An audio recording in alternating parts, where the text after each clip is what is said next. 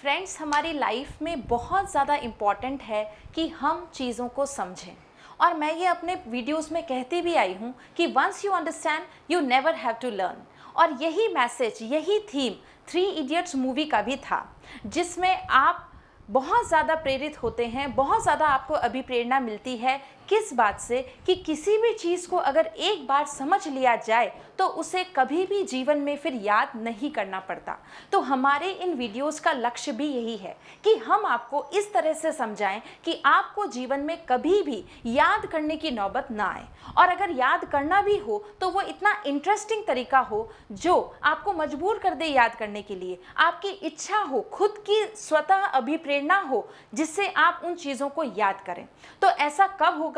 ऐसी परिस्थिति और ऐसी अवस्था आपके जीवन में तब आएगी जब एक इंटरेस्ट क्रिएट होगा, एक इंटरेस्ट कल्टीवेट होगा। तभी ये अवस्था आती है कि हम चीज़ों को जानना चाहते हैं और हमारे माइंड में इनक्विजिटिवनेस होती है। आपने बच्चों को देखा कि बच्चे अपने माइंड में कितनी ज़्यादा क्यूरियोसिटी लेकर चलते हैं कि हर तरह के प्रश्न वो करते हैं कि तारे क्यों चमकते हैं, ऐसा क्यों होता है, वैसा क्यों होता है। लेकिन जैसे जैसे हम बड़े हो जाते हैं, हमारे सिस्टम में एक चीज़ आ जाती है कि हम प्रश्न करना बंद कर देते हैं और हमारी आदत हो जाती है किसकी? अनुकूलन की, कि जैसे दूसरे लोग कर रहे हैं वैसे ही हम भी बिहेव करने लगते हैं और किसी चीज़ पर कोई प्रश्न नहीं करते, कोई तर्क नहीं करते और चुपचाप अपनी तैयारी करते रहते हैं। अगर आप कंपटीशन की तैयारी कर रहे हैं तो उसमें भी आप कभी भी डिस्कस नहीं करते, चीज़ों को समझते नहीं हैं। तो ये सारी प्रॉब्लम्स हमेशा हर विद्यार्थी वर्ग में देखने को मिलती है। लेकिन दोस्तों, अगर आप इन चीज़ों को एक बार समझ जाते हैं तो मैं आपको चैलेंज देती हूं कि आपको कभी भी जीवन में याद नहीं करना पड़ेगा और आपको एग्ज़ाम एक बिल्कुल बहुत सुखद जर्नी जैसा लगेगा कि कितना अच्छा है कि एग्जाम में क्वेश्चन पूछे जा रहे हैं, आपकी समझ विकसित हो गई है और अब आप उन क्वेश्चंस का आंसर दे रहे हैं, आपको बड़ा मजा आने लगेगा। तो जैसे हमारा एक सब्जेक्ट है दैट इज कॉल्ड मनोविज्ञान या साइकोलॉजी, इसमें भी समझ का इतना ही इंपॉर्टेंट रोल है जितना हमारे दैनिक जीवन में समझ का होता है। समझना साइकोलॉजी में बहुत ज़्यादा इंपॉर्टेंट है। अगर आप अपना कोर्स कर चुके हैं और ये वीडियो देखना चाहते हैं तो इसमें आप क्या करेंगे? क्योंकि आपका कोर्स तो हो गया, तो आप करेंगे रिवाइज। और अगर आपका कोर्स हो चुका है और फिर भी आपको एक डिससेटिस्फैक्शन लग रहा है कि कुछ चीज़ ऐसी है जो पीछे छूट रही है, इनकम्प्लीट है और जो आपने नहीं की है, तो उसके लिए भी ये वीडियोस बहुत ज़्यादा बेनिफिशियल रहेंगे। देखिए, साइकोलॉजी सारा का सारा समझने का खेल है। जैसे अगर मैं एक लाइन बोलूं कि पहले लोग मुड़ के देखते थे, अब लोग देखकर मुड़ जाते हैं, तो इसमें क्या होगा? आपको समझना पड़ेगा कि मैं कहना क्या चाह रही हूं कि पहले लोग मुड़ के देखते थे, अब देखकर मुड़ जाते हैं। तो यहाँ पर ये समझ का ही खेल है जिसमें हमें इन दोनों वाक्यों में अंतर नजर आता है। वैसे ही साइकोलॉजी, देखिए साइकोलॉजी के वर्ड में ही पी से स्टार्टिंग होती है इसकी, जबकि साइकोलॉजी में पी जो है वो साइलेंट है। Then why we are writing this P in the spelling of psychology?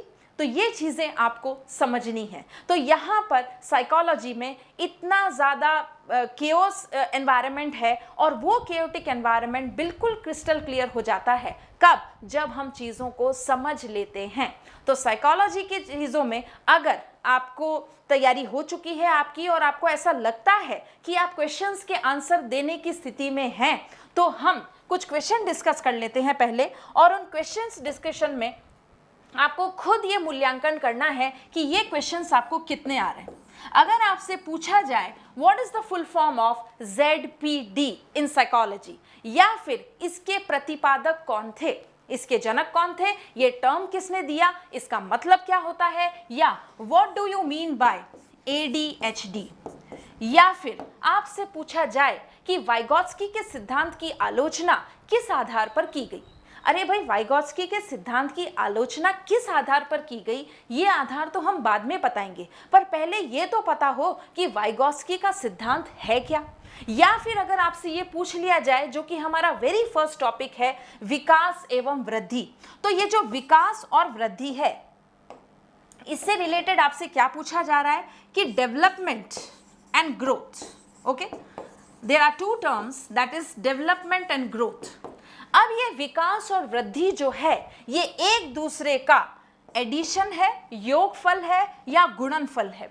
इसमें हम अक्सर कंफ्यूज हो जाते हैं। हमने चीज़ें पढ़ी हैं, उनको व्यवस्थित करने की कोशिश भी की है, लेकिन प्रॉब्लम कहाँ आती है? प्रॉब्लम समझ में आती है। क्योंकि प्रॉब्लम जो है वो अगर समझ में आ गई तो बहुत बढ़िया, और प्रॉब्लम नहीं समझ में आई तो इस तरह के कंफ्यूजन्स और डाउट्स से हमारा माइंड जो है वो भर जाता है कि विकास और वृद्धि को हम एक दूसरे से क्या करेंगे? एक दूसरे से मल्टीप्लाई करेंगे कि एक दूसरे से एडिशन करेंगे? ये चीज़ें हमें समझ में नहीं आती, हम कंफ्यूज हो जाते हैं। और एग्जामिनेशन हॉल में ऑलरेडी इतना प्रेशर होता है कि उसमें आपको ये ही समझ में नहीं आता है कि यहाँ पर प्लस करना है, कि ये गुणनफल था, कि 6 × 6 हम 12 कर रहे हैं, कि 6 × 6 36 होता है। तो इस तरह से वहाँ का प्रेशर जो है, उस हॉट सीट पर बैठ के जो आप प्रेशर महसूस करते हैं, उसमें आप प्रेशर की जगह अगर आनंद की अनुभूति करने लगे तो कैसा होगा फ्रेंड्स? अगर आपको मजा आने लगे, अगर आपको लगे कि ये क्वेश्चंस जो पूछे गए हैं, ये मेरे सारे क्वेश्चंस जो हैं मुझे तर्क सहित आते हैं, एनालिसिस के साथ आते हैं, तो कितना मजा आ जाएगा दोस्तों। तो यहाँ पर मैं आपके लिए लेके आई हूँ यही टॉपिक, इसी सब्जेक्ट का, that is called psychology. The subject is psychology. और वेरी फर्स्ट टॉपिक जो रीट अभ्यर्थियों के लिए बहुत ज्यादा इंपॉर्टेंट है वो है वृद्धि और विकास। देखिए, वृद्धि और विकास में भी कुछ परंपरागत तरीके हैं जो हमें ऑलरेडी आते हैं। कौन से परंपरागत तरीके? अगर किसी बच्चे से पूछा जाए कि वृद्धि जो है वो मात्रात्मक होती है और विकास जो है वो गुणात्मक होता है, उसको फटाफट आ जाएगा। वृद्धि जो है उसका मापन किया जाता है, जबकि विकास का मापन नहीं किया जा सकता। तो कोई भी बच्चा बड़ी आसानी से बता देगा कि कौन सा कथन इसमें से सही है और कौन सा कथन गलत है। लेकिन अगर मैं बताऊं कि विकास जो है वो क्या है? विकास संचयी है, विकास सुसंबद्धता को बताता है। अब हम थोड़ा सोच में पड़ जाते हैं कि विकास सुसंबद्धता को बताता है। ये सुसंबद्धता का मतलब होता क्या है? It is in English it means, in science it means coherence. So what is that coherence? अगर हमें उसका मतलब नहीं आता है तो हम इस आंसर में सोच में पड़ जाते हैं, और सोच में पड़ने के बाद अंततः जो हम तुक्का लगाते हैं, जो जम रहा होता है उस पर आंसर मार्क कर देते हैं। लेकिन इस आंसर को मार्क करने के बाद आपको पता है कि ये जब गलत होते हैं आंसर्स तो 5 साल हमें और वेट करना होगा। उसके बाद फिर अगर आपकी और जिज्ञासा बचती है कि 5 साल बाद एक और पेपर दे देंगे, तो फिर ये वीडियोस जो हैं ये थोड़ा सा आप अवॉइड कर सकते हैं। लेकिन जो बच्चे इसी टाइम में एग्जाम क्लियर करना चाहते हैं, कॉन्सेप्ट क्लियर करना चाहते हैं, उनके लिए ये वीडियोस जो मैं लेके आई हूँ वो मैं चैलेंज कर रही हूँ कि काफ़ी अच्छे साबित होंगे। इनसे आपको पूरा ऐसा लगेगा कि साइकोलॉजी से आपको प्यार हो चुका है। तो ये साइकोलॉजी से प्यार करने के लिए बने रहिए आप मेरे साथ इन वीडियोज़ में, जिसमें मैं आपको समझाऊंगी। समझाने के साथ हमारे क्वेश्चन आंसर्स फॉर्मेट्स भी होंगे। उन MCQs को आप सॉल्व करेंगे, कमेंट बॉक्स में आंसर देंगे और ये भी बताएंगे कि आपको इन वीडियोस में कितना समझ में आया है।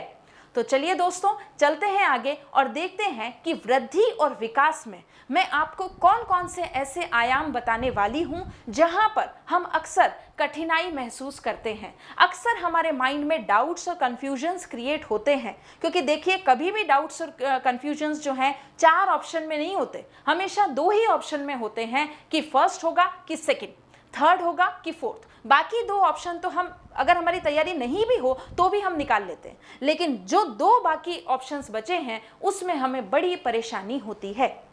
और एग्जामिनर की कोशिश यही रहती है कि केवल जो पद हैं वो बहुत ज़्यादा सीमित हैं और जो अभ्यर्थी आवेदन कर रहे हैं वो बहुत ज़्यादा असंख्य हैं। तो इस अनलिमिटेड स्टूडेंट्स को हमारे सिलेक्शन की दौड़ में रोकने के लिए क्या किया जाता है? ऐसा क्वेश्चन पेपर डिज़ाइन किया जाता है कि जो सामान्य विद्यार्थी है, जिसने बहुत सामान्य से तैयारी की है, वो इस एग्ज़ाम में पिछड़ जाता है। उसके अगर 4 से 5 क्वेश्चन भी गलत हो जाते हैं और दूसरे क्वेश्चंस जो हैं वो राइट भी हैं, तो भी वो सिलेक्शन की दौड़ से बाहर हो जाता है। तो अगर आप चाहते हैं कि इसी बार आपका सिलेक्शन हो जाए तो ये वीडियोस आपके लिए बहुत बेनिफिशियल रहेंगे। तो यहाँ पर मैंने जो क्वेश्चंस पुट अप किए हैं उसमें आपने देखा कि कितने क्वेश्चंस हमें आ पा रहे हैं, और आगे भी आप देखेंगे जो क्वेश्चंस मैं पुट अप करूंगी उसका जवाब आप बहुत आसानी से दे पाएंगे, क्योंकि उससे पहले हम अपना थ्योरेटिकल क्लास पूरी कर चुके हैं। और ये थ्योरेटिकल क्लास और क्वेश्चन आंसर्स दोनों एक साथ चलेंगे, पैरेलल चलेंगे, ताकि आपको याद भी हो जाए। जो थ्योरी क्लासेस हमने की है उसी के साथ अगर 5 से 10 क्वेश्चन आंसर कर लिए जाते हैं तो वो चीज़ हमारे माइंड में पूरी तरह से कंठस्थ हो जाती है। तो हम भी ऐसा ही करेंगे, थोड़ा सा टिडबिट्स लेंगे थ्योरी क्लासेस का, और उसके बाद में फिर हम क्वेश्चन आंसर की ओर अग्रसर होंगे। तो यहाँ पर ये सिंपली आपको इस तरह से, ये मैं क्रिटिसाइज नहीं कर रही हूँ, पर हमारी तैयारी में जो कुछ भी बाकी बचा है दोस्तों, उसको अंबुजा सीमेंट लगाकर थोड़ा सा सीमेंटिंग कर दीजिए ताकि वो स्ट्रांग बन जाए, क्योंकि अंबुजा सीमेंट में जान है। तो यहाँ पर ये सिलेक्शन भी आपकी जान है, और इस जान को सिलेक्शन के रूप में परिणित करने के लिए हमें थोड़ा सा थ्योरी क्लासेस की तरफ जाना पड़ेगा। तो देखिए थ्योरी क्लासेस में मैं आपके लिए क्या लेके आई हूँ।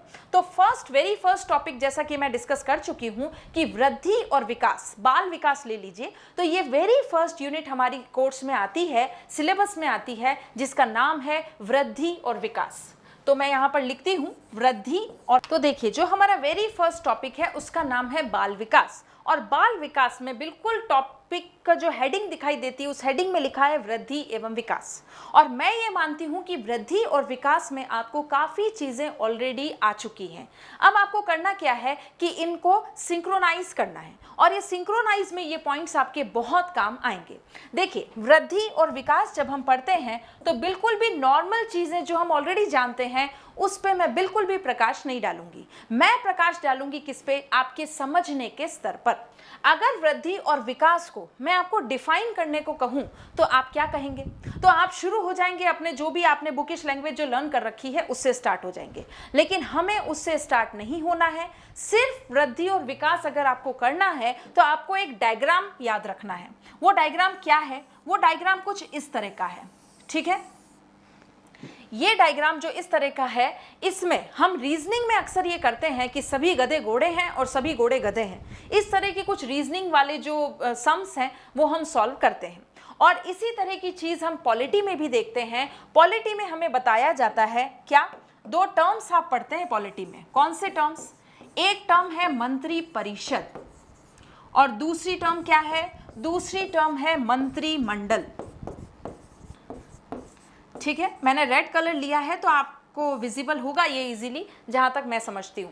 तो यहां पर मंत्री परिषद और मंत्रिमंडल की अगर व्याख्या आप डायग्रामेटिक स्ट्रक्चर से कर पाते हैं तो यही बात किसमें है? वृद्धि एवं विकास में है। वृद्धि और विकास का भी वही संबंध है जो मंत्री परिषद और मंत्रिमंडल का है, ठीक है। मंत्री परिषद में आप क्या जानते हैं? मंत्री परिषद में हमारे ये मानना है कि सारे मंत्री आते हैं, जितने भी मंत्री हैं वो सब मंत्री परिषद में आते हैं। और फिर कुछ चुनिंदा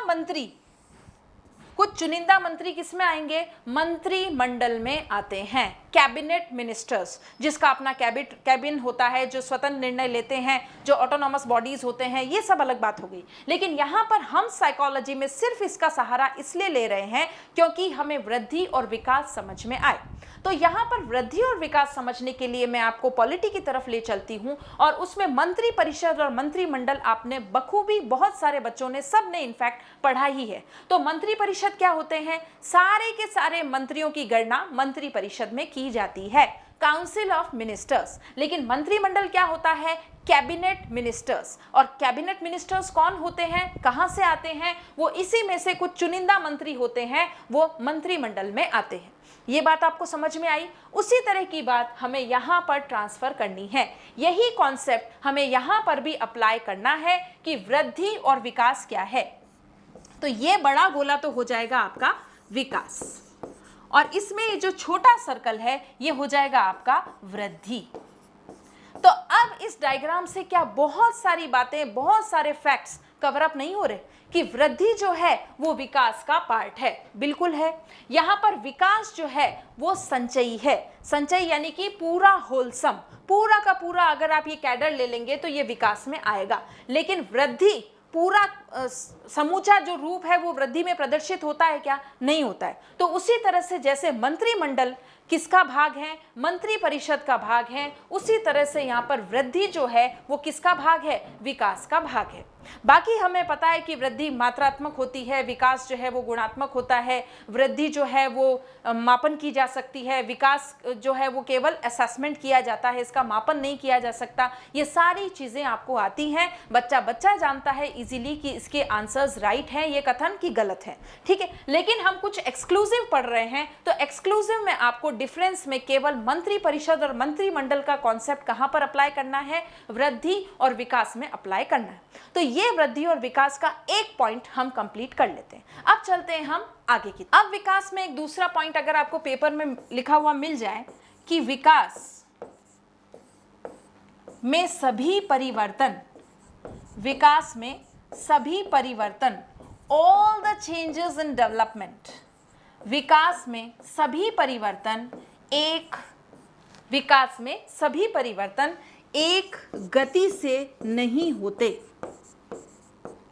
एक गति से नहीं होते। तो अब ये लाइन जो लिखी हुई है और आपसे पूछा गया है कि ये सत्य कथन है कि असत्य कथन, तो यहां पर हमारा फोकस होना चाहिए इस शब्द पर, एक गति से नहीं होते। अब यहां पर जिन बच्चों ने कॉन्सेप्ट क्लियर नहीं किए हैं वो क्या करेंगे, इस कथन को रॉन्ग कर देंगे। विकास में तो सभी की गति एक जैसी होती है ना, जैसे मेरे विकास की गति है वैसे ही दूसरे लोगों की भी विकास की गति होती है, एक समान होती है। और यहाँ पर क्या बोला जा रहा है कि विकास में परिवर्तन एक गति से नहीं होते, तो ये सेंटेंस तो गलत हो गया। सारे मानव प्रजाति का जो विकास है या सारे अन्य जानवरों का जो विकास है उसकी एक निश्चित गति होती है, उसी के अनुसार तो होते हैं, तो वहां पर ये इस कथन को गलत कर देंगे। लेकिन यहाँ पर अगर हम ध्यान फरमाएं तो यहाँ पर क्या है, गौर फरमाने पर हमें पता पड़ता है कि हम बात कर रहे हैं विकास की। विकास में किसकी बात कर रहे हैं, परिवर्तन की। और ये परिवर्तन कैसे हैं, ये परिवर्तन है व्यक्तिगत, व्यक्ति की बात कर रहे हैं हम, किसी पूरी मानव प्रजाति की बात नहीं कर रहे हैं, व्यक्ति की बात कर रहे हैं। और एक व्यक्ति में जब विकास होता है तो उसके जो परिवर्तन की दर होती है, जब रेट ऑफ चेंज होता है, वो रेट ऑफ चेंज कैसा होता है, एक गति से नहीं होता। एक कथन आपको एग्जाम में ये दे दिया है, तो ये कथन कई बच्चे गलत कर देंगे, लेकिन ये कथन कैसा है, बिल्कुल सही है कि विकास में जो परिवर्तन होते हैं, किसमें, सारे लोगों में नहीं, सिर्फ एक व्यक्ति के विकास की बात कर रहे हैं। तो एक व्यक्ति के विकास में जो परिवर्तन होते हैं उनकी गति कैसी होती है, एक जैसी नहीं होती। हमेशा ये जो परिवर्तन होंगे इनकी गति में बदलाव आएगा, परिवर्तन आएगा, किसमें, इनकी गति में। और किसकी बात कर रहे हैं, सिर्फ एक व्यक्ति विशेष की बात कर रहे हैं, पूरी मानव प्रजाति के लिए नहीं बोला जा रहा है कि मानव प्रजाति का जो विकास है और उसमें जो परिवर्तन है वो एक ही गति से होते हैं। तो यहाँ पर ये करेक्ट होगा कि सारे मानव प्रजाति में विकास जो है वो समान रूप से ही होता है। ये एक अलग सेंटेंस है और ये जो सेंटेंस मैंने लिखा है वो बिल्कुल अलग है। वो कैसा है कि इसमें हम बात कर रहे हैं एक व्यक्ति विशेष का जो विकास होगा उसमें परिवर्तन की जो दर है वो एक गति से नहीं होते हैं, वो अलग अलग गति से होते हैं।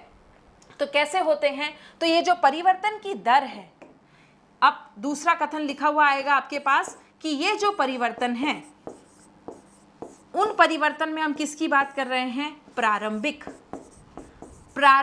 परिवर्तन जो होते हैं, इनिशियल चेंजेस जो होते हैं इंसान में, वो कैसे होते हैं, प्रारंभिक परिवर्तन जो होते हैं वो रचनात्मक होते हैं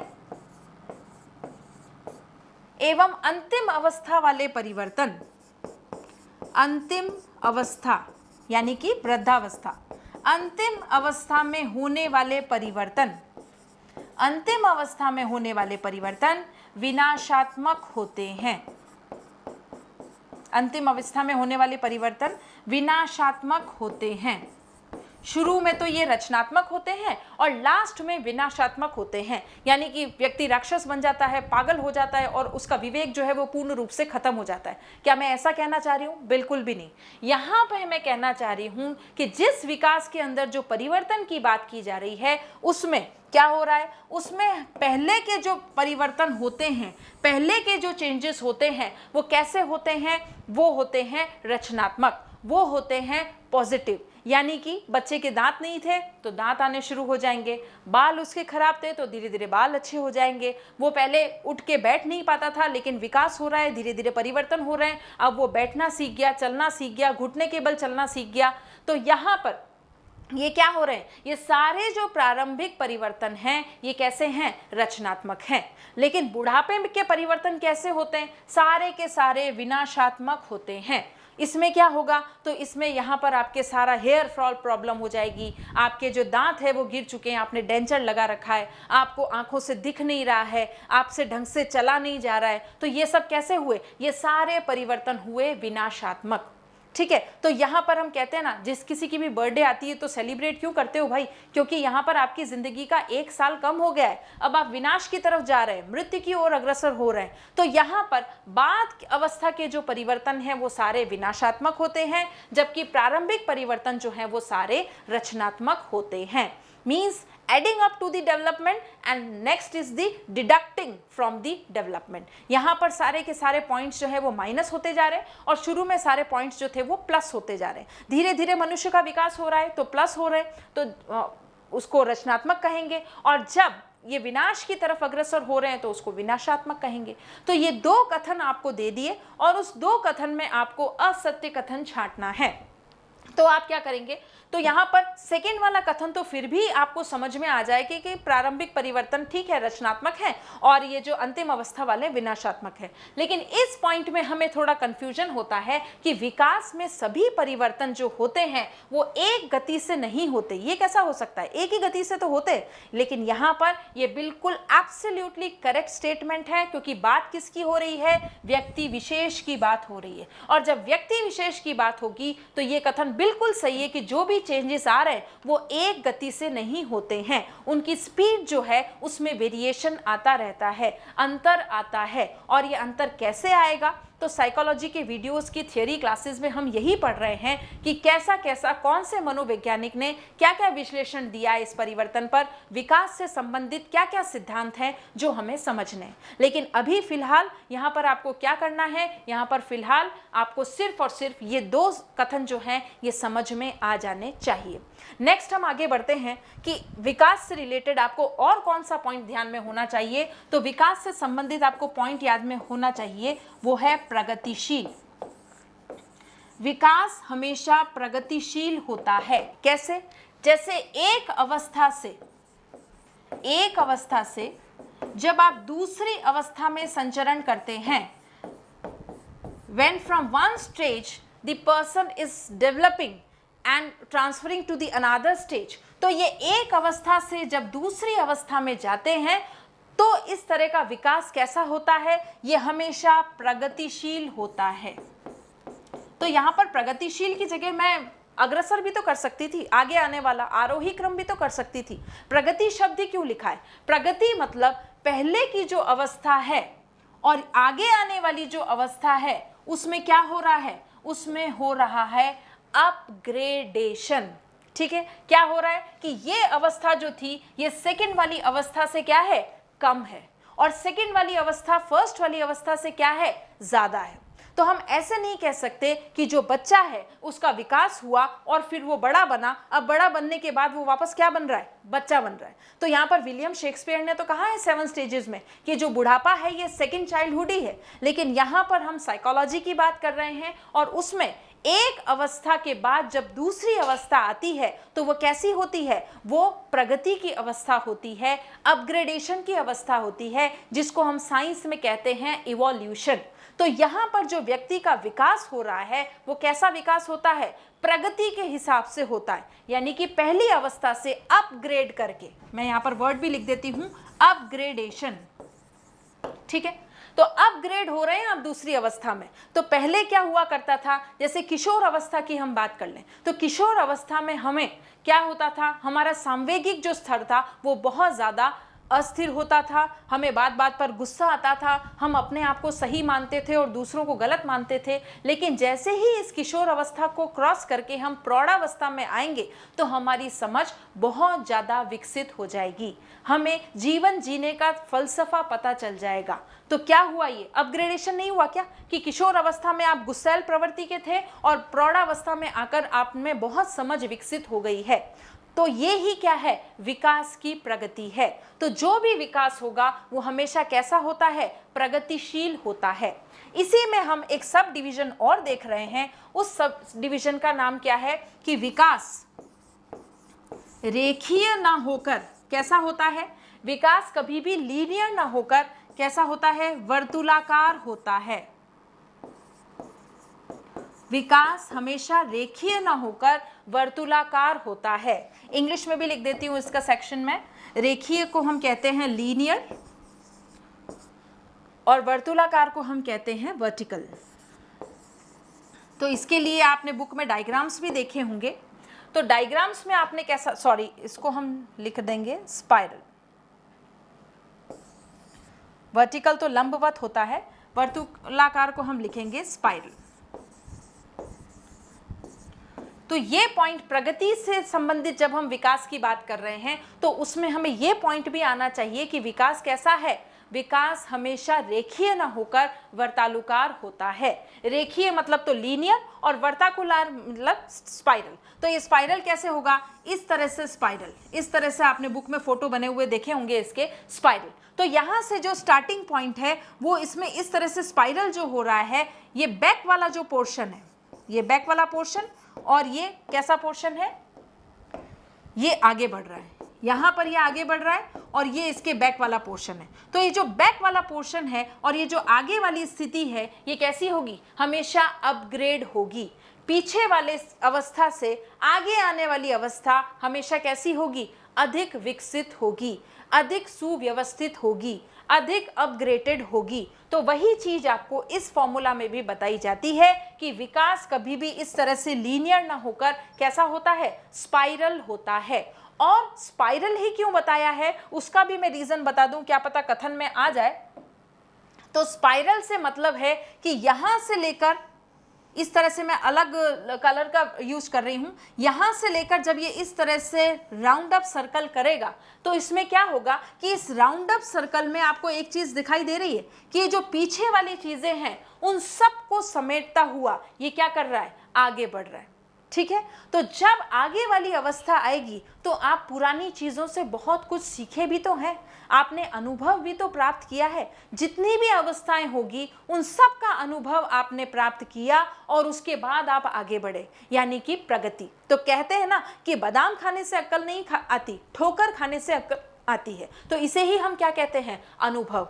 तो जैसे जैसे व्यक्ति का अनुभव बढ़ता चला जाता है वो एक विकसित व्यक्ति बनता चला जाता है और इसे ही हम कहते हैं स्पाइरल या वर्तालुकार।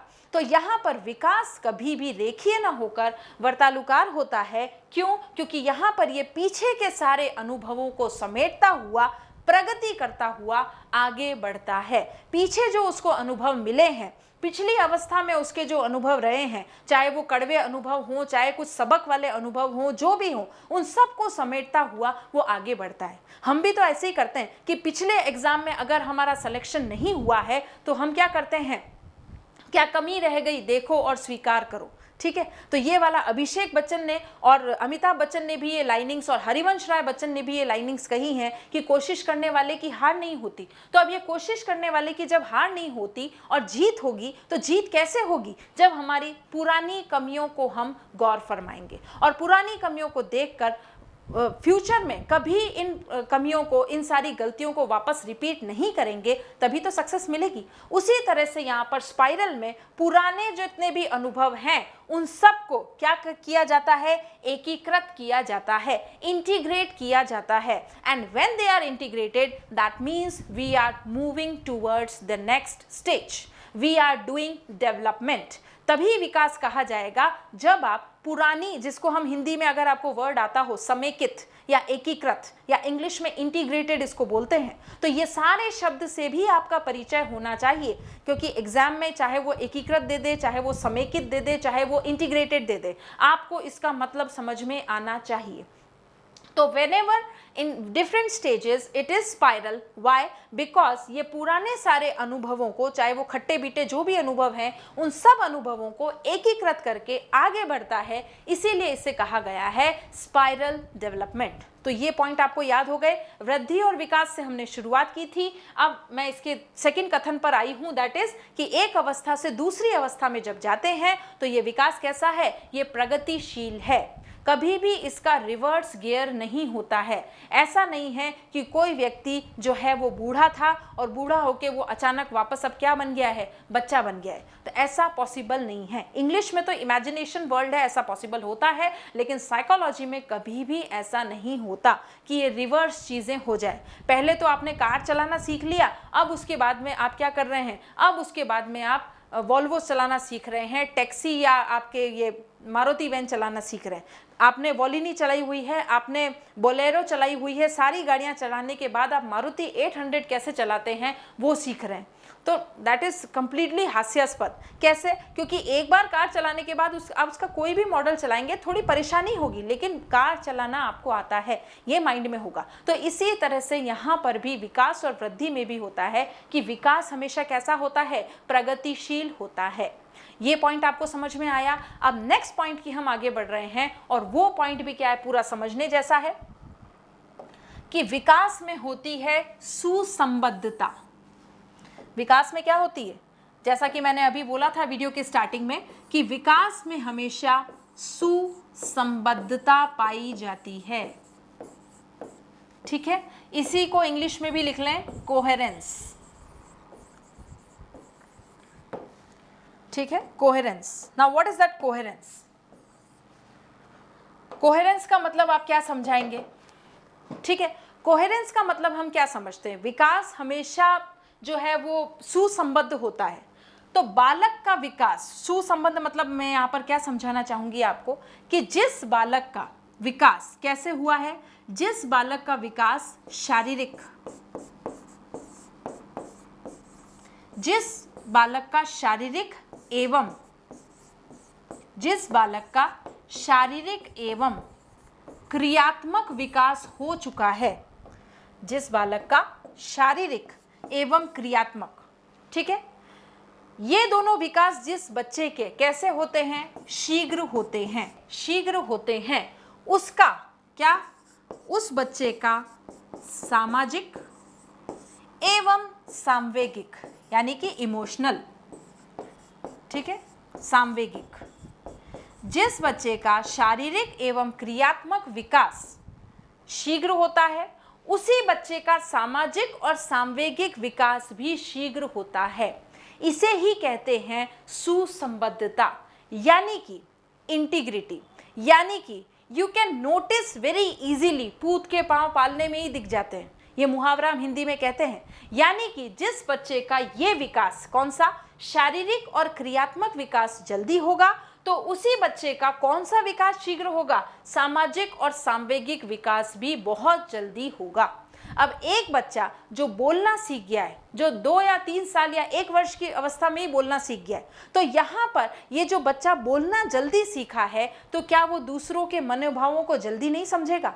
क्या वो समाज के होने में अपनी जो भूमिका है उसको जल्दी से नहीं समझेगा? दूसरों से वार्तालाप करने में और दूसरों के अनुभवों को समझने में क्या वो जल्दी से नहीं करेगा? बिल्कुल करेगा। क्यों? क्योंकि उसका शारीरिक और क्रियात्मक विकास क्या है, हो चुका है। और जिन बच्चों का शारीरिक और क्रियात्मक विकास हो जाता है, उनका सामाजिक और सांवेगिक विकास, इमोशनल एंड सोशल डेवलपमेंट भी बहुत जल्दी होता है। तो ये क्या हुआ, एक सेगमेंट से हमने दूसरा सेगमेंट का अंदाजा लगा लिया, अनुमान लगा लिया, एजम्पशन कर दिया। तो इसी को हम कहते हैं कोहेरेंस या सुसंबद्धता। अब भी अगर आपको थोड़ा सा डाउट हो रहा है तो हम चलते हैं वेलकम बैक की मूवी पर। उस वेलकम बैक की मूवी में नाना पाटेकर का डायलॉग होता है कि भगवान का दिया सब कुछ है, पैसा है, शोहरत है, इज्जत है। तो जब पैसा, शोहरत, इज्जत है तो मतलब वो क्या कहना चाह रहा है, जब सब कुछ है तो और भी क्या होना चाहिए, एक सुंदर सी बहू भी आसानी से मिल सकती है। क्यों? क्योंकि हमारे पास है पैसा, शोहरत, इज्जत। तो एक सुंदर बहू मिलने के लिए हम लायक भी हैं, हम डिजर्व भी करते हैं। तो फर्स्ट डिजर्व देन डिजायर। तो यहाँ पर क्या हो रहा है, अगर ये चीज हो रही है तो ये चीज भी बहुत जल्दी होगी। इसी को हम कहते हैं कोहेरेंस, इसी को हम कहते हैं सुसंबद्धता।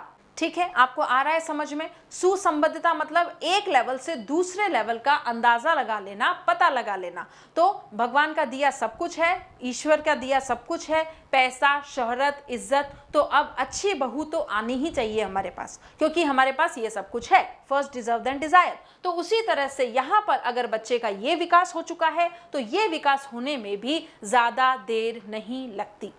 अब देखिए, रीट के एग्जाम में परिभाषाएं बहुत कम पूछी गई हैं, लेकिन कुछ परिभाषाएं ऐसी हैं जो नॉर्मली आपसे अपेक्षा की जाती है कि आपको आनी चाहिए, और मैं ये परिभाषाएं आपको कॉन्सेप्ट समझाने के लिए यूज में लूंगी। तो इन परिभाषाओं से घबराएं ना, इनको आसानी से सीखें और समझने की कोशिश करें कि इसमें मैं क्या बताना चाह रही हूं। तो देखिए, परिभाषा हमें कौन सी याद करनी है।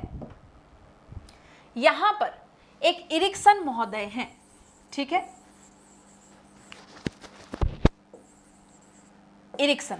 इरिक्सन ने क्या कहा है कि बाल्यावस्था, अवस्था जो है ये हम सीखेंगे नेक्स्ट चैप्टर में, नेक्स्ट वीडियो में। तो बाल्यावस्था, ये जो बाल्यावस्था बता रहे हैं इसमें क्या है, बाल्यावस्था में समस्त गुण दोषों का विकास हो जाता है। बाल्यावस्था में बच्चे के जितने भी गुण दोष विकसित होने होते हैं, देखिए मैं सिर्फ और सिर्फ उसी सिद्धांत की बात करूंगी जो विकास और वृद्धि से संबंधित है, और किसी डेफिनेशन की चर्चा मैं यहाँ पर नहीं करूंगी कि 50 से 100 डेफिनेशन बता दी, फिर मैं उसमें ट्रिक बता रही हूँ कि देखिए गेट्स मतलब क्या होता है, तो हमारे घर का जो गेट है उससे याद रख लीजिए, वुडवर्थ मतलब पेड़ की लकड़ी जो है वो वुड है। इस तरह के कई सारे ट्रिक आपको बाजार में देखने को मिल जाते हैं, लेकिन मैं इस ट्रिक पे भरोसा नहीं करती। मुझे भरोसा है समझने पर, कि अगर हमने समझ लिया तो हमें इन ट्रिक्स की आवश्यकता ही नहीं पड़ती। हम भी ट्रिक्स यूज करते हैं, लेकिन कभी कभी, हमेशा हर जगह आप ट्रिक अगर अपनाने लगेंगे तो उस ट्रिक को याद करने में आपको कई जमाने बीत जाएंगे। तो यहां पर हम याद कर रहे हैं कि इरिक्सन महोदय ने कहा क्या, कि गुण और दोष, किसी भी बालक के गुण और दोष कब विकसित हो जाते हैं, उसकी बाल्यावस्था में विकसित हो जाते हैं, बाल्यावस्था में विकसित हो जाते हैं। किसने कहा? इरिक्सन ने कहा। तो ये कुछ स्पेशल बता रहा है कि पूरे व्यक्ति का जो जीवन इतिहास विधि है उसमें जो गुण दोष है, जितने भी गुण दोष उसमें डेवलप होने होते हैं, विकास होना होता है, वो कब डेवलप होता है? बाल्यावस्था में होता है। फिर हमारा फेवरेट है सिगमंड फ्रायड। सिगमंड फ्रायड ने कहा, क्या कहा है, कि मानव को जो कुछ भी बनना होता है, मनुष्य को जो कुछ भी बनना होता है, मनुष्य को जो कुछ भी बनना होता है, मनुष्य को जो कुछ भी बनना होता है वह कब बन जाता है? वह 4-5 वर्ष की अवस्था में बन जाता है, बन जाता है। यानी कि जो शिशु पैदा हुआ है, जिसने जन्म लिया है, वो जन्म के अपने शुरुआत के जो उसके 4-5 वर्ष हैं, 4 या 5 साल का वो जब तक होता है, तब तक वो क्या होता है, उसको जो कुछ भी सीखना होता है, जो कुछ बनना होता है, वो 4 से 5 वर्ष की अवस्था में बन जाता है। जैसा हमने देखा बॉर्नवीटा का एक ऐड आता है, और उस बॉर्नवीटा के ऐड में जो माताजी हैं जिनके हाथ में बॉर्नवीटा की बोतल है, वो क्या कह रही हैं कि मनुष्य का विकास या किसी बच्चे का विकास कब हो जाता है? शुरुआत के, जन्म से लेकर शुरुआत के प्रारंभिक 4 से 5 वर्षों में हो जाता है, इसीलिए उसे पिलाए बॉर्नवीटा। तो यहाँ पर ये एडवर्टीजमेंट में जो बताया है, ये साइकोलॉजिकल फैक्ट बताया है, और साइकोलॉजिकल फैक्ट वो माताजी क्या बता रही हैं कि मनुष्य को जो कुछ भी बनना होता है, या मनुष्य का मानसिक विकास 4 से 5 वर्ष की अवस्था में हो जाता है। वो इस तरह से कुछ एडवर्टाइजमेंट करती हैं। तो यही एडवर्टाइजमेंट आपको याद रखना है। ये किसने कहा है? फ्रायड महोदय ने कहा है कि मनुष्य जो भी बनना चाहता है वह 4 से 5 वर्ष की अवस्था में बन जाता है। शुरुआत के जो जन्म के बाद की अवस्था होती है 5 वर्ष तक, उसमें वो बन जाता है कंप्लीट। उसके बाद उसका पूरा मानसिक विकास हो जाता है, पूरा डेवलप्ड हो जाता है, और उसके बाद में जीवन का जो बाकी रहा सहा हिस्सा है उसमें उसका कोई फर्क नहीं पड़ता, जो कुछ उसको बनना है वो इस टाइम में बन जाता है। जबकि इरिक्सन क्या कह रहे हैं? इरिक्सन कह रहे हैं जो भी गुण दोष विकसित होते हैं वो बाल्यावस्था तक हो जाते हैं।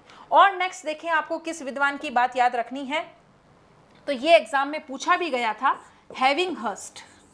पूरा इसका डिस्कस करूंगी मैं, हेविंगहर्स्ट कौन है, इनका सिद्धांत क्या है, इन्होंने क्या क्या बताया, complete everything will be discussed in this video, right? So you don't have to wait for the videos that you are waiting and the videos are not coming. I will provide the complete video on psychology, but simply you have to faith in these videos. ठीक है, आपको विश्वास करना पड़ेगा. तो यहाँ पर ये विश्वास में हम आगे देख रहे हैं कि हैविंग हर्स्ट जो है, इन्होंने क्या दिया, इन्होंने एक टर्म दिया दोस्तों, और ये टर्म आपको याद रखना है.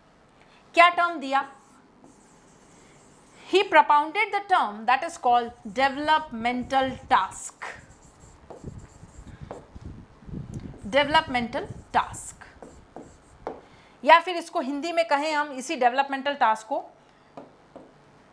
विकासात्मक कार्य.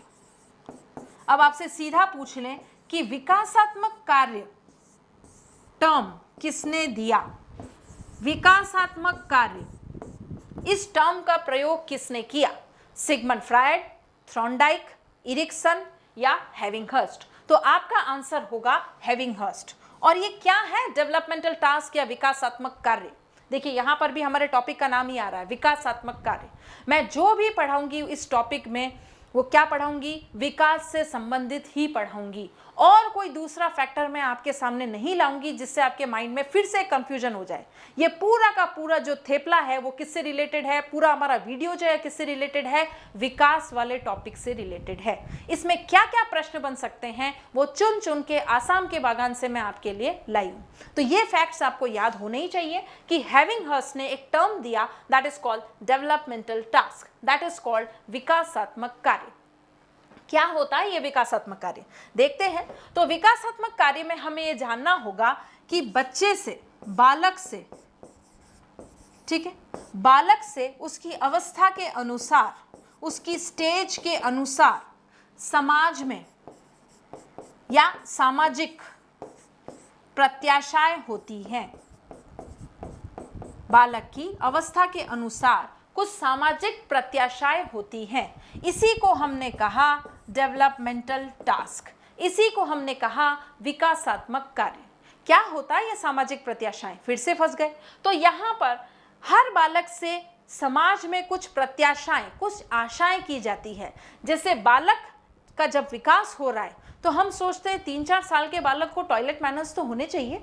फिर हम सोचते हैं किशोरावस्था में पेरेंट्स क्या बोलते हैं? अरे अब तुम छोटे नहीं रहे, अब तुम बड़े हो गए, तो इतना तो समझा करो कि तुम्हारे माँ बाप कैसा पैसा कमाते हैं, कैसे तुम्हारे शिक्षा पर ये पैसा प्रयोग किया जा रहा है, कितना मुश्किल से हम काम करके तुम्हारे लिए कुछ अच्छा भविष्य बनाना चाह रहे हैं. इतना तो हम एक्सपेक्ट कर सकते हैं ना तुमसे, कि हम अगर तुम्हें पैसे दे रहे हैं, तुम्हारी फी पे कर रहे हैं कोचिंग में भारी भरकम, तो हम तुमसे ये आशा नहीं कर सकते कि तुम भी कोई अच्छा करियर हमें लाके दोगे, तुम भी अपने करियर में कुछ उज्जवल भविष्य बनाओगे. तो ये आशा तो हम तुमसे कर ही सकते हैं. किस स्टेज में? किशोरावस्था में. फिर हम बात करते हैं ये शिशु की. तो इसमें इन्फेंसी में, इन्फेंट्स के आगे जो शिशुअवस्था आती है, शैशवावस्था, इसमें हम एक्सपेक्ट करते हैं कि भाई टॉयलेट मैनर्स बच्चों को इस उम्र तक आ जाने चाहिए.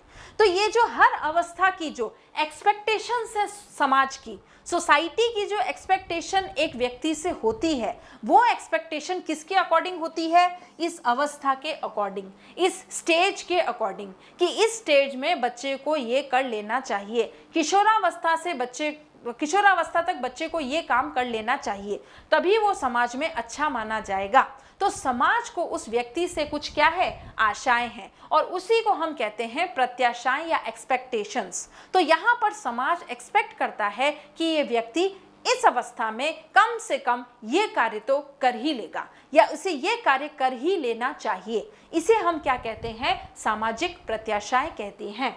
और ये सामाजिक प्रत्याशाएं किसके आधार पर होती हैं? अवस्था के आधार पर होती हैं. हम किसी चाइल्डहुड वाले बच्चे को, बाल्यावस्था वाले बच्चे को ये नहीं कहेंगे कि अरे आईआईटी में करियर बनाओ, क्या फालतू में ये कीचड़ में खेल रहे हो बॉल से.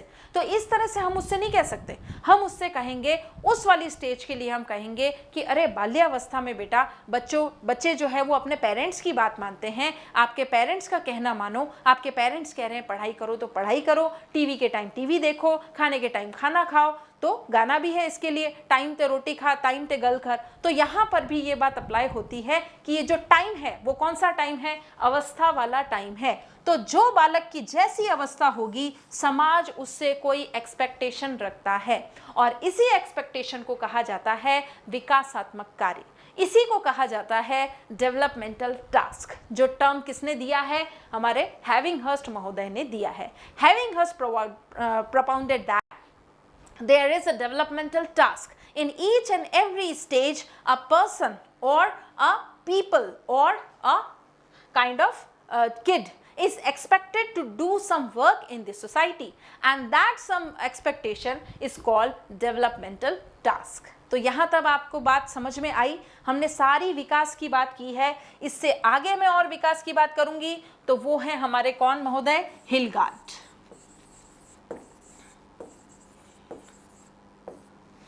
अब हिलगार्ड ने क्या बताया, हिलगार्ड ने बताया, आपको ये डेफिनेशन याद रखनी है कि विकास एवं परिपक्वता या सीखना एवं परिपक्वता, सीखना एवं परिपक्वता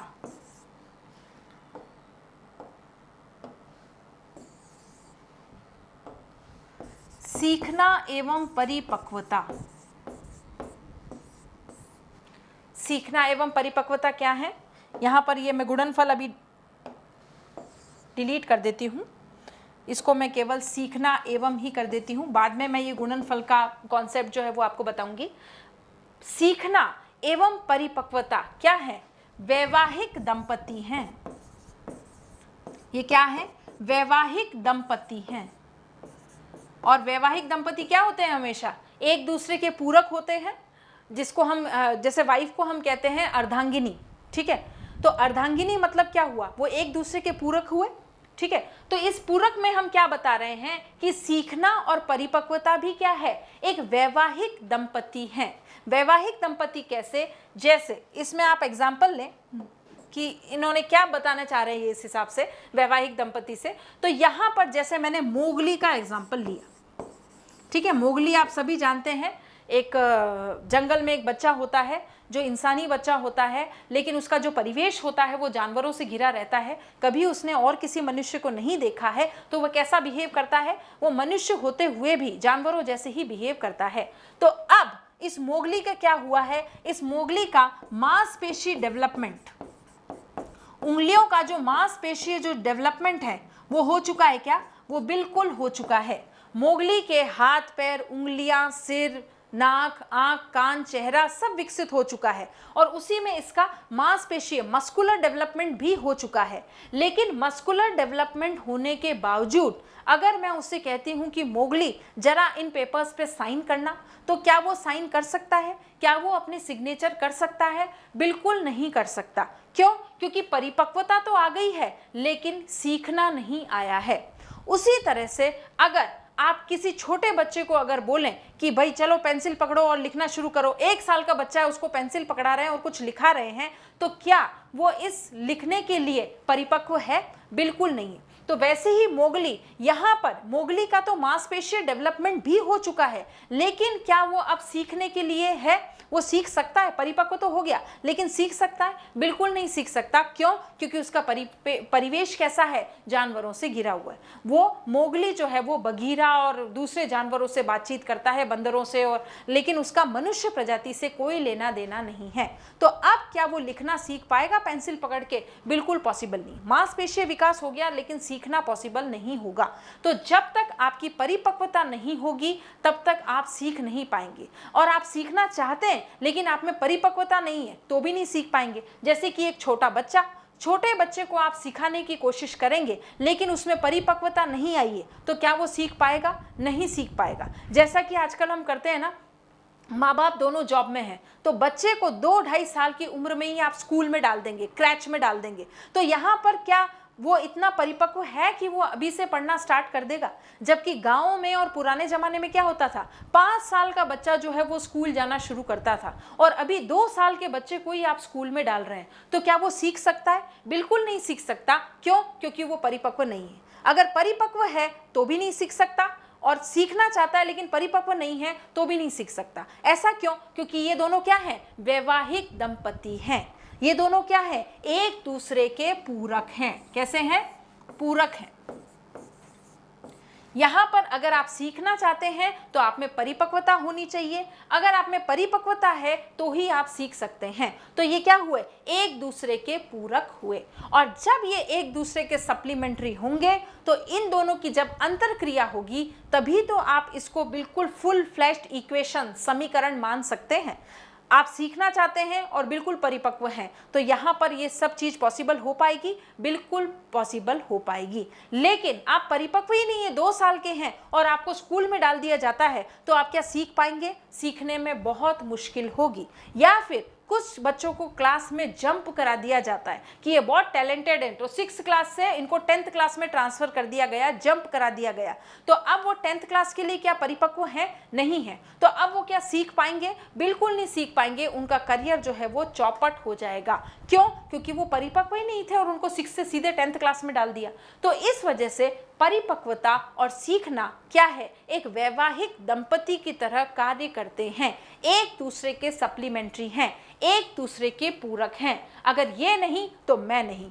तो वैसे ही ये बताया गया है, जैसे हमारे फिल्मी डायलॉग्स में भी यूज़ किया जा सकता है कि अगर वो मेरी नहीं तो किसी की भी नहीं। तो इसी तरह से यहाँ पर भी ये पूरक यूज़ किया गया है कि अगर ये परिपक्वता सीखने के साथ नहीं है तो ये किसी के भी साथ नहीं है। विकास संभव नहीं होगा। विकास तभी संभव होगा जब सीखना और परिपक्वता दोनों एक साथ आए। कैसे? वैवाहिक दंपति जैसे। तो इस तरह से हिलगार्ड की डेफिनेशन हमने बहुत अच्छी तरीके से कर ली कि सीखना और परिपक्वता एक दूसरे के क्या है? पूरक है, वैवाहिक दंपति जैसे बिहेव करते हैं। अब मैंने आपको गुणनफल के बारे में बताया था तो गुणनफल के बारे में भी डिस्कस कर लेते हैं।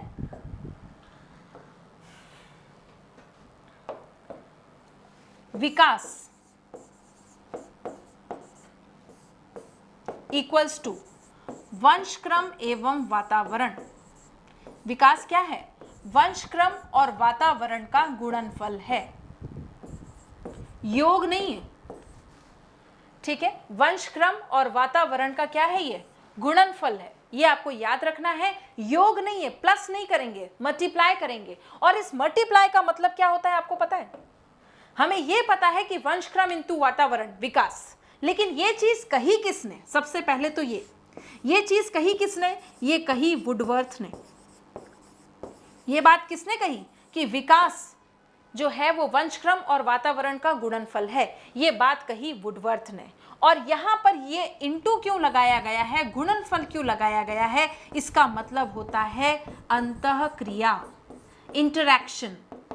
ठीक है? तो यहाँ पर वंशक्रम और वातावरण एक दूसरे से जब अंतरक्रिया करते हैं, इंटरैक्शन करते हैं, तब उसका परिणाम क्या होता है? विकास। और ये बात किसने कही है? विकास वंशक्रम इंटू वातावरण, वुडवर्थ ने कही। एक बात तो आपको ये याद होनी चाहिए, ये फॉर्मूला याद होना चाहिए। फिर यहाँ पर ये जो इक्वेशन है, इस इक्वेशन में ये मल्टीप्लिकेशन किसके लिए स्टैंड कर रहा है? गुणनफल किसके लिए है? गुणनफल मतलब अंतःक्रिया।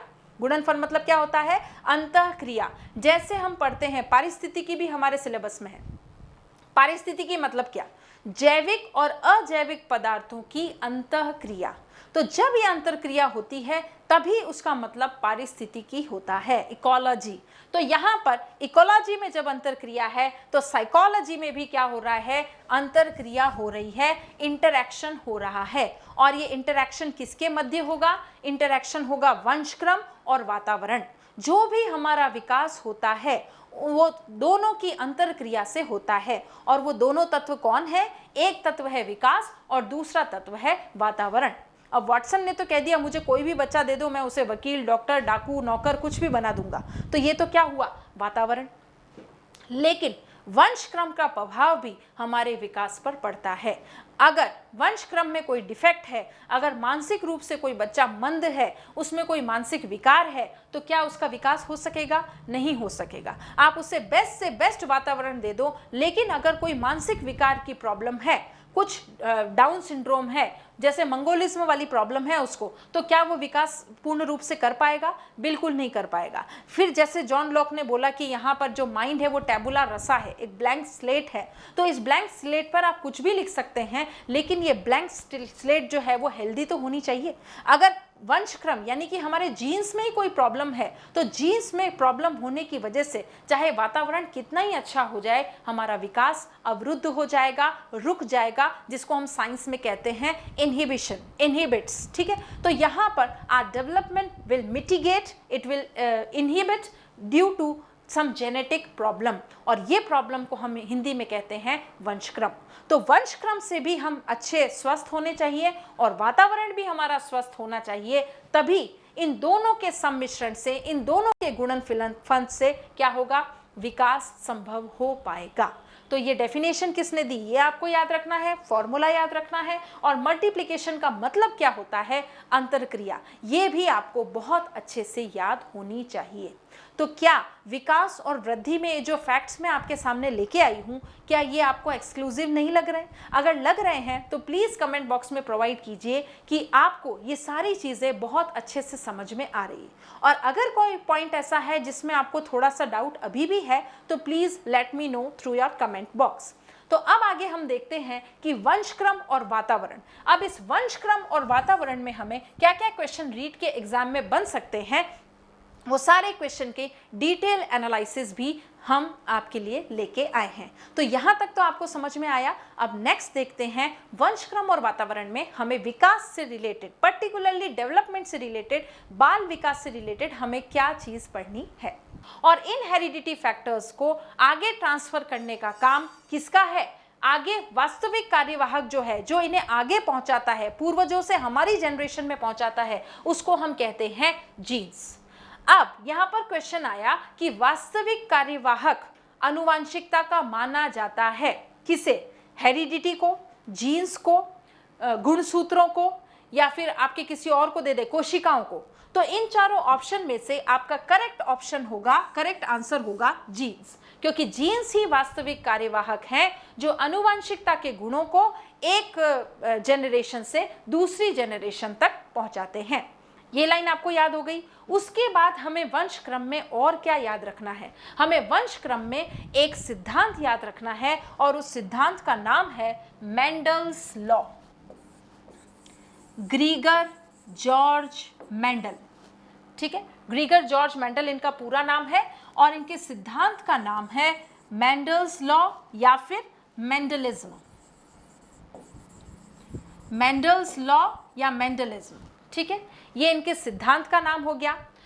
अब इन्होंने ये जो सिद्धांत दिया, ये किस पर दिया? प्रयोग कर किस पे किया? तो प्रयोग इन्होंने किया, एक्सपेरिमेंट इन्होंने किया, किस पे एक्सपेरिमेंट किया गया? चूहे और मटर पर। जो एक्सपेरिमेंट इन्होंने किए चूहे और मटर पर। तो मटर वाले का बॉटनिकल नेम भी आपसे पूछा जा सकता है कि मटर को इन्होंने बॉटनिकल क्या कहा? मटर इज इन्होंने नहीं कहा, मटर का बॉटनिकल जो नेम है वो है पाइसम सटाइवम, पाइसम सटाइवम, ठीक है। ये आपको ऐसे याद नहीं करना है, एक नज़र में होना चाहिए, ध्यान होना चाहिए। तो मटर और चूहे पर इन्होंने प्रयोग किया ग्रीगर जॉर्ज मेंडल ने, और ग्रीगर जॉर्ज मेंडल के सिद्धांत को मेंडलिज्म कहा जाता है। इतना आपको पता है। और किस सबसे ज़्यादा जो मेन थीम था वो किस पे था? तो हेरिडिटी की बात इनको बतानी थी, वंशक्रम की बात इनको बतानी थी, ठीक है। तो ये जो वंशक्रम की बात बताएंगे, जो हेरिडिटी की बात बताएंगे, चूहे और मटर पर इन्होंने प्रयोग किया। मटर को बॉटनिकल नेम क्या कहा जाता है? Pisum sativum. अब इन्होंने जो एक्सपेरिमेंट किया हेरिडिटी को बताने के लिए, जीन्स को बताने के लिए, वंशक्रम को बताने के लिए, उसमें हम एक चीज और याद रखनी है कि जीन्स को इन्होंने क्या कहा? इन्होंने जीन्स को कहा आपके फैक्टर्स। जीन्स को इन्होंने क्या कहा? फैक्टर्स कहा। यही फैक्टर्स बाद में जाकर क्या कहलाए? जीन्स कहलाए। और जीन्स हमें पता ही है कि आनुवंशिकता के वास्तविक कार्यवाहक होते हैं। ये बात हमें पता है, जबकि ग्रीगर जॉर्ज मेंडल इन्हीं जीन्स को क्या बोल रहे हैं, फैक्टर्स नाम से बुला रहे हैं। अब इन्होंने जो सिद्धांत दिया उसका जिस्ट हमें समझना है, निष्कर्ष हमें समझना है, हमारे एग्जाम में जो क्वेश्चन आएगा वो समझना है, उसका आंसर पता करना है। अदरवाइज इन्होंने जो एक्सपेरिमेंट किया that is related to bio students, कि इन्होंने कैसे टॉल और ड्राफ जो प्लांट्स थे उनमें क्रॉस हाइब्रिड किया। लेकिन ये चीज़ हमें इतना ज़्यादा महत्वपूर्ण नहीं है, हमारे लिए महत्वपूर्ण है कि इस एक्सपेरिमेंट का निष्कर्ष क्या निकला। तो देखते हैं कि इन्होंने जो भी एक्सपेरिमेंट किए, ठीक है, वो वर्ण संकर जातियों पर किए, यानी कि क्रॉस सेक्शनल। दो पौधों को इन्होंने क्या करा, जैसे हाइब्रिडाइजेशन करते हैं वैसे ही क्रॉस सेक्शन किया, और उस क्रॉस सेक्शन को हिंदी में कहते हैं वर्ण संकर। तो इन्होंने ये निष्कर्ष निकाला कि वर्ण संकर जातियां, वर्ण संकर प्राणी या जातियां अपने सामान्य रूप की ओर अग्रसर होती है। इन्होंने जो भी एक्सपेरिमेंट किया उसका निष्कर्ष निकाला कि वर्ण संकर प्रजातियां या प्राणी अपने सामान्य रूप की ओर अग्रसर होते हैं। अब ये सामान्य रूप की ओर अग्रसर होते हैं, इसका मतलब क्या हुआ, ये लाइन मुझे समझ में नहीं आई। वर्ण संकर प्रजातियां सामान्य रूप की ओर अग्रसर होते हैं, मैं तो आर्ट्स की स्टूडेंट हूं, साइंस का मुझे समझ में नहीं आ रहा है। तो इसको हम थोड़ा राठौड़ी तरीके से सीखते हैं कि वर्ण संकर जातियां कैसे अपने सामान्य रूप की ओर अग्रसर होती हैं। हमने देखा कि पहले के ज़माने में जो सुदामा नाम आपने सुना होगा, ठीक है, या जितने भी व्यक्ति थे उसमें सुदामा आप मान लें, तो ये जो भी व्यक्ति थे, सुदामा या और किसी भी व्यक्ति को ले लो, ये इन सारे व्यक्तियों को क्या दिखाई देते थे, ईश्वर दिखाई देते थे। ईश्वर उन्हीं के बीच रहते थे। क्यों? क्योंकि इन सारी मानव प्रजाति में ईश्वर इनके करीब क्यों रहते थे, इन्हें दिखाई क्यों देते थे, इन्हें महसूस क्यों होते थे, इनसे बातें क्यों करते थे, क्योंकि तब इस व्यक्ति का मन, तब इन सारी मानव प्रजाति का मन कैसा था, प्योर था, पवित्र था। इस वजह से उस युग में जो ईश्वर है वो मनुष्य जाति के बीच में ही रहता था। लेकिन अब वर्तमान की अगर बात करें तो कलयुग आ गया, और कलयुग में क्या हो रहा है, कलयुग में सारे राक्षसी प्रवृत्ति के, दानवी प्रवृत्ति के लोग जो हैं वो हमें ज़्यादा दिखाई दे रहे हैं। तो कलयुग की कैरेक्टरिस्टिक्स ही यही हैं कि धोखा दे रहे हैं लोग, विश्वासघात कर रहे हैं, मर्डर्स हो रहे हैं, एक्सप्लॉइटेशन हो रहा है, और सारी खराब बातें दुनिया में हो रही है। हम खुद के लिए देख लेना, हम खुद अपने जीवन में कितना विकास कर रहे हैं, डे बाय डे हम अपनी अवनति कर रहे हैं। सारे दिन हमें टिकटॉक देखना है, हमें यूट्यूब देखना है, हमें व्हाट्सएप चलाना है, तो ये सारी चीज़ें हमें डिग्रेड कर रही हैं, ना कि अपग्रेड। तो यहाँ पर कलयुग में सारे के सारे जो डिस्ट्रक्टिव चीज़ें हैं वो हो रही हैं। लेकिन हम ये मानते हैं कि इसी कलयुग के बाद कल की अवतार होगा, सतयुग आएगा, और सतयुग में प्रलय आएगा पहले, और उसके बाद सतयुग आएगा, और सारी चीज़ें वापस से व्यवस्थित क्रम में आ जाएंगी। तो यहाँ पर पहले क्या हुआ, पहले ईश्वर व्यक्तियों के बीच में निवास करते थे। जैसे कि आप श्री कृष्ण को देख लें, जैसे आप श्री राम भगवान को देख लें, जैसे जीसस क्राइस्ट को देख लें, ये सब मनुष्य प्रजाति के बीच ही निवासरत थे। लेकिन जैसे जैसे हमारे में कुत्सित प्रवृत्ति आती गई, कंजर्वेटिव मेंटालिटी आती गई, हमने अपने आप को डिग्रेड करना शुरू कर दिया। तब से क्या हो रहा है, तब से फिर हम कलयुग तक पहुंच गए। कलयुग के बाद प्रलय आएगा, और प्रलय के बाद फिर से सृष्टि जो है वो उसकी उत्पत्ति होगी, उसका निर्माण होगा, ऐसा हिंदू माइथोलॉजी में माना जाता है। तो क्या हुआ, तो कलयुग के बाद वापस लास्ट में प्रलय आया, और प्रलय के बाद वापस से कुछ न कुछ नवीन चीज की उत्पत्ति होगी, ऐसा हम मानते हैं। तो ये क्या है, ये एक सर्कल नहीं है। जैसे हमारे जीवन मरण का चक्र है, वैसे ही ये सर्कल है कि पहले चीजें बहुत अच्छी थी। सुदामा के फ्रेंड कौन थे, श्री कृष्ण। अभी मैं बोलूं कि हाँ मेरे फ्रेंड जो है वो श्री गणेशा है, बाहर वेट कर रहे हैं चूहे पर खड़े होकर, तो वो व्हीकल पे खड़े हुए हैं और मुझे जाना है because we are going for an outing, तो क्या ऐसा पॉसिबल होगा? अब किसी को भी ईश्वर दिखाई नहीं देते। बहुत विरले ऐसे लोग हैं जो ईश्वर के सानिध्य में रहकर और पूजा अर्चना करते हैं, ऐसे साधु संत हैं। लेकिन यहाँ पर अक्सर कहीं हमारे समाज में कहीं ऐसा नहीं दिखता कि ईश्वर जो है वो निवासरत है। क्यों? क्योंकि यहाँ पर हमने अपने आप को डिग्रेड कर लिया है। तो पहले की सिचुएशन में ईश्वर मनुष्य जाति के बीच में रहते थे, कलयुग आया, फिर प्रलय होगा, पूरी सृष्टि खत्म हो जाएगी और फिर से वापस पुनर्निर्माण होगा या निर्माण होगा, पुनः संरचना की जाएगी। तो ये क्या था, पूरा एक सर्कल था और इस सर्कल में ये वाला जो पॉइंट था वो वापस इस पॉइंट पर आ जाएगा, यानी कि ये सर्कल जो है पूरा अपने आप को कवर अप कर लेगा। तो मैं ये सब चीजें माइथोलॉजिकल बातें आपसे डिस्कस क्यों कर रही हूं, तो अब आ जाते हैं हमारे सिद्धांत पर। हमारा सिद्धांत भी यही कहता है कि वर्ण संकर जाति अपने सामान्य रूप की ओर अग्रसर होगी। ओशो ने भी यही कहा है कि आप क्या करना चाहते हैं वो इतना एक्सट्रीम कर लीजिए, उस एक्सट्रीम से आपको क्या, किसकी ओर अग्रसर होंगे आप, समाधि की ओर अग्रसर होंगे। तो यहाँ पर भी यही बात है कि जो भी चीज़ें हैं वो चीज़ें व्यवस्थित हो जाएंगी एक निश्चित अवस्था आने के बाद। यहाँ पर सारी चीज़ें फिक्स हो जाएंगी। यहाँ पर जितना भी केओस चल रहा है, डिस्टर्बेंस चल रहा है, पूरा जो सोसाइटी है वो डिस्टर्ब्ड है, उसके बाद में प्रलय आएगा और प्रलय के बाद चीज़ें वापस व्यवस्थित होना शुरू हो जाएगी। तो यहाँ पर ये cyclic order Mendelism, Mendel's law में भी बताया गया है कि जो भी प्राणी जगत है, जितना भी आप वर्ण संकर करोगे, वर्ण संकर यानी कि क्रॉस सेक्शन, ठीक है, जितना भी क्रॉस सेक्शन करोगे, ब्रीड्स को मिलाओगे, उनको हाइब्रिडाइजेशन करोगे, तो इस क्रॉस सेक्शन में क्या होगा, फाइनली जो लास्ट स्टेज आएगी, उस लास्ट स्टेज में क्या होगा, ये अपने सामान्य रूप की ओर अग्रसर हो जाएंगे। ठीक है, पहले जैसे बताया जाता है कि इंसान जो था वो बंदर था, फिर इवोल्यूशन हुआ, विकास हुआ, विकास हुआ, विकास हुआ, और अब इतना ज़्यादा विकास हो गया है कि हम बिल्कुल आधुनिक गैजेट से लेस हैं और अपने आप को विकसित बताते हैं, जबकि हमारा फ़ोन स्मार्ट है, हम स्मार्ट नहीं हैं। तो यहाँ पर ये चीज़ जो है, ये इवोल्यूशन जो है, ये आगे बढ़ता जा रहा है, बढ़ता जा रहा है, बढ़ता जा रहा है, और अभी इस हद तक आ गया है कि अब हम अपने आप को डिग्रेड कर रहे हैं, ना कि हमारा विकास हो रहा है। हमारा विकास नहीं हो रहा है, हम पतन की ओर जा रहे हैं। लेकिन धीरे धीरे करते करते अगर और आगे आने वाले युग आएंगे तो उसमें हम देखेंगे कि हम अपने खुद ही अपने सर्वनाश का कारण बनेंगे, और उस सर्वनाश के बाद प्रलय आ जाएगा और प्रलय के बाद सृष्टि का निर्माण फिर से होगा। तो यहाँ पर आप कितनी भी प्राणी या जातियों का वर्ण संकर करते हैं, लास्ट में आपको जो प्रतिफल प्राप्त होगा वो क्या होगा, सामान्य रूप की ओर अग्रसर होते हैं। ये फिर से वापस किस पे आ जाएंगे, जीरो पे आ जाएंगे। यानी कि जहां से स्टार्ट हुए थे और जहां पहुंचे, अपना खात्मा कर लिया, डिस्ट्रक्शन कर लिया, और लास्ट में जो रिजल्ट होगा वो वापस कहाँ आ जाएंगे, इसी जीरो पर आ जाएंगे। यानी कि साइक्लिक मैनर में जहां से आप शुरू हुए थे वापस वहीं पहुंच जाएंगे, उसी अवस्था में पहुंच जाएंगे जहां से प्रारंभ या उत्पत्ति हुई थी।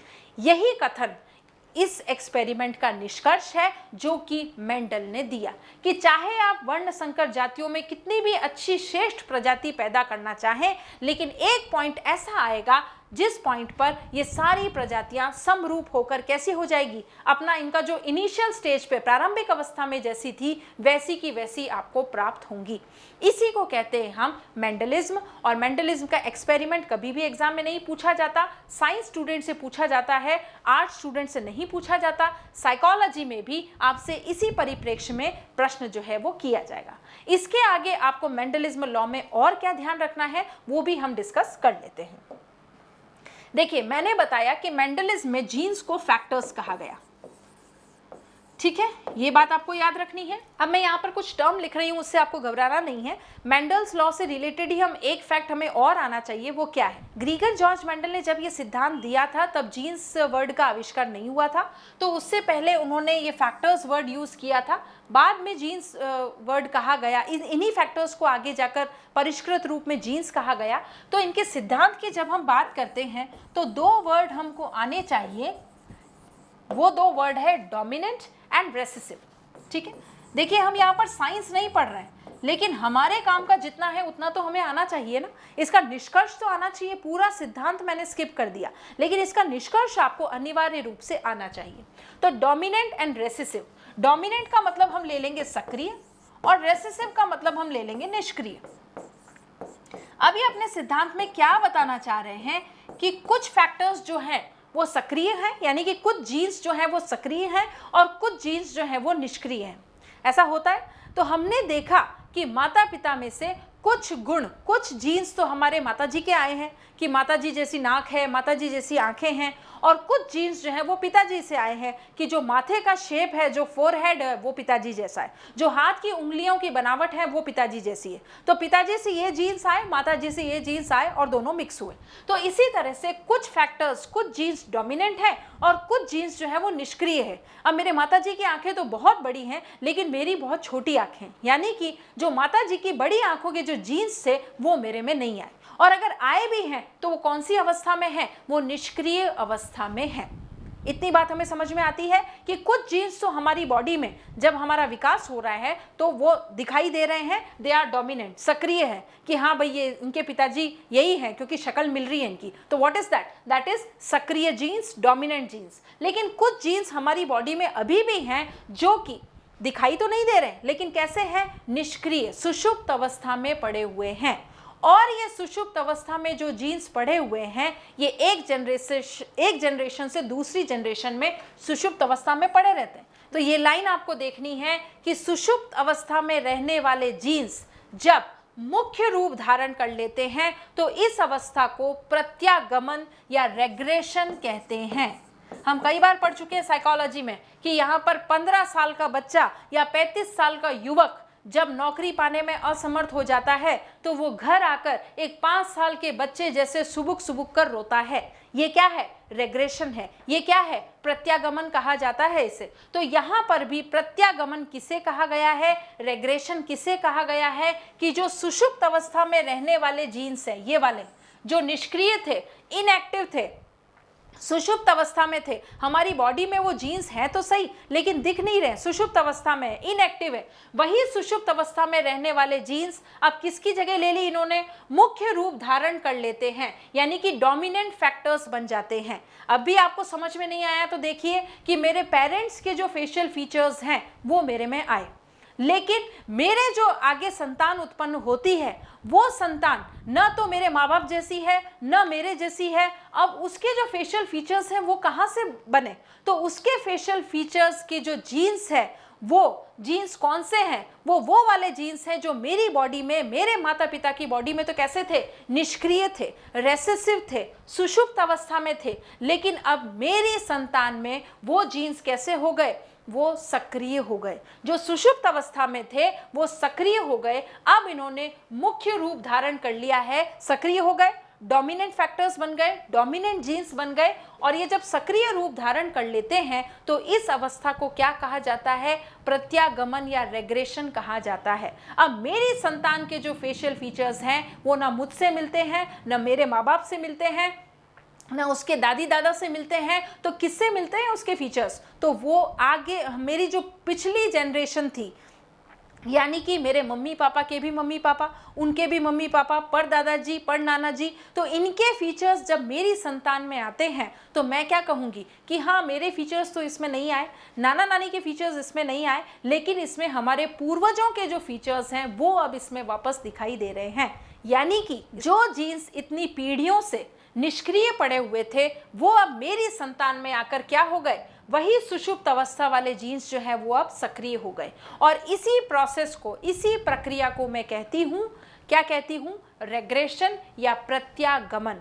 ये कौन से एक्सपेरिमेंट में प्रूव किया गया? ये ग्रीगर जॉर्ज मेंडल के एक्सपेरिमेंट में प्रूव किया गया कि प्रत्यागमन का सिद्धांत, रेग्रेशन का सिद्धांत, वर्ण संकर जातियां अपने मूल रूप में वापस आ जाती हैं। जो साइक्लिक ऑर्डर हमने अभी पढ़ा था कि 0 से आप 100 पर पहुंचे और फिर से 0 पे आ गए, तो उसे हम क्या कहते हैं? उसे हम कहते हैं चक्रीय सिद्धांत। तो यही चक्रीय सिद्धांत, चक्रेश्वरी माता का मंदिर कहाँ है ये आप मुझे कमेंट बॉक्स में लिख के बताएं, क्योंकि आपके आर्ट एंड कल्चर भी बहुत अच्छी खासी आने वाली है, नया पैटर्न ऐड हुआ है। तो ये जो चक्रीय सिद्धांत है, इस चक्रीय सिद्धांत में हम क्या बता रहे हैं कि निष्क्रिय पड़े फैक्टर्स, सुषुप्त अवस्था में रखे हुए जीन्स अचानक से मुख्य रूप धारण कर लेते हैं तो उसे प्रत्यागमन या रेग्रेशन का सिद्धांत कहा जाता है। तो देखिए, और एक इंटरेस्टिंग एपिसोड में आपके सामने लेके आई हूँ। सल्तनत काल आपने नाम सुना है, कुतुबुद्दीन ऐबक और इल्तुतमिश का नाम आपने सुना है। तो इल्तुतमिश क्या है? इल्तुतमिश एक नया दल का निर्माण करता है जिसका नाम होता है चालीसा दल। ठीक है, चालीसा या चहलगनी ऐसा कुछ नाम होता है उसका। तो ये जो चालीसा दल 40 मेंबर्स उसने बनाए हैं जो उसके बहुत गुड बुक्स में आते हैं। तो ये इल्तुतमिश ने जो चालीसा दल का निर्माण किया, तो इल्तुतमिश खुद जो सुल्तान था वो कौन से वंशज का था? गुलाम वंश से वो सुल्तान बना था। ठीक है, उसका वंश कौन सा था? गुलाम वंश। अब इस गुलाम वंश से वो जो सुल्तान बना है, उसने जो चालीसा दल बनाया, उस चालीसा दल में सारे के सारे जो मंत्री थे वो उससे तो नीचे ही थे, निष्क्रिय अवस्था में थे। सबसे ज्यादा फरमान और सबसे ज्यादा जो रूल लागू होगा वो कौन लागू करेगा? सुल्तान। और ये चालीसा दल क्या थे? सिर्फ उसको राय देते थे। लेकिन राय देते देते इस चालीसा दल में एक व्यक्ति इतना ज्यादा सक्रिय हो गया कि उसने क्या करा? उसने मुख्य रूप ही धारण कर लिया। इल्तुतमिश की जगह वो सुल्तान बन गया। और वो कौन था? बलबन। और बलबन ने सुल्तान बनते ही उस पूरे चालीसा दल को समाप्त कर दिया। तो ये बलबन जो बना है, ये कैसे बना है? ये बलबन जो बना है ये खुद भी चालीसा दल का सदस्य था, इल्तुतमिश का गुलाम था। और इसी गुलाम ने वापस इल्तुतमिश को हटाकर ये चालीसा दल में से ये सुप्रीम बन गया। तो ये सिद्धांत भी यहाँ पर पूरी तरह से एप्लीकेबल है। तो घूम फिर कर बात कहाँ पर आ गई कि गुलाम लोग सुल्तान बनने चले थे और वापस अब सुल्तान को हटाकर एक गुलाम ने अपनी सत्ता स्थापित कर ली, दैट इज कॉल्ड बलबन। तो पूरा सिद्धांत कैसा हुआ? वापस जीरो पे आ गए ना, वापस एक गुलाम ने अपनी सत्ता स्थापित कर ली, तो गुलाम से सुल्तान बने, सुल्तान से वापस गुलाम बन गए। तो वैसे ही यहाँ पर ये सुषुप्त अवस्था में रहने वाले जीन्स फटाफट से सक्रिय अवस्था में आ सकते हैं, किसी भी जनरेशन में सक्रिय हो जाते हैं, और उसे कहते हैं प्रत्यागमन का सिद्धांत, रेग्रेशन का सिद्धांत। तो इस बलबन के एग्जाम्पल से आपको याद रहेगा, जनरेशन्स के एग्जाम्पल से आपको याद रहेगा कि एक जनरेशन में वो फीचर्स नहीं दिखाई दे रहे, दूसरी में भी नहीं दिखाई दे रहे, तीसरी में भी नहीं, और चौथी में हम देखते हैं कि अरे हमारे पूरे खानदान में इतना सुंदर बच्चा कोई नहीं है, ये इतना सुंदर बच्चा खानदान में कैसे आया? तो हमारे पूर्वजों में कोई बहुत सुंदर रहा होगा, वो जीन्स अब सक्रिय हुआ है और आपको एक सुंदर संतान की प्राप्ति होती है। तो ये चीज क्या है? इसको हम कहेंगे प्रत्यागमन या रेग्रेशन। तो इस तरह से वंश क्रम से रिलेटेड जो बातें हमें सीखनी थी, जो बातें कंफ्यूजन वाली थी, वो बातें हम सॉर्ट आउट कर चुके हैं। अब हम देखते हैं वातावरण से रिलेटेड कौन सा ऐसा सिद्धांत है, कौन सा ऐसा मनोवैज्ञानिक है जिसे हमें अनिवार्य रूप से समझना है। अब हम देख रहे हैं कि वंश क्रम से संबंधित हमने अपनी चर्चा पूरी कर ली है। अब हम वातावरण से संबंधित अपनी चर्चा को आगे बढ़ा रहे हैं कि वातावरण किसी बालक को कैसे प्रभावित करता है। इसमें जो मनोवैज्ञानिक का सिद्धांत आपको याद में रखना है वो है इकोलॉजिकल थ्योरी। इसको ब्लैक में लिखती हूं मैं, आपको विजिबल रहेगा। इकोलॉजिकल थ्योरी,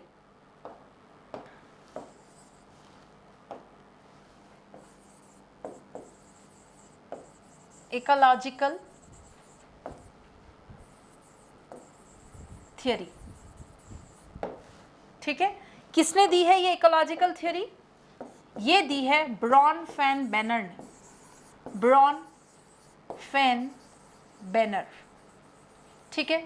ये सिद्धांत जो इन्होंने दिया, ये कब दिया है? तो ये दिया है 1973 में।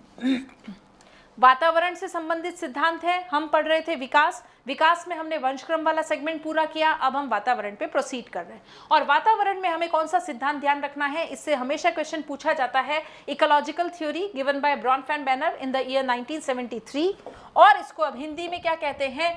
पारिस्थितिकीय सिद्धांत, ठीक है। इसको मैं ऑब्लिक करके कर देती हूं, पारिस्थितिकीय सिद्धांत,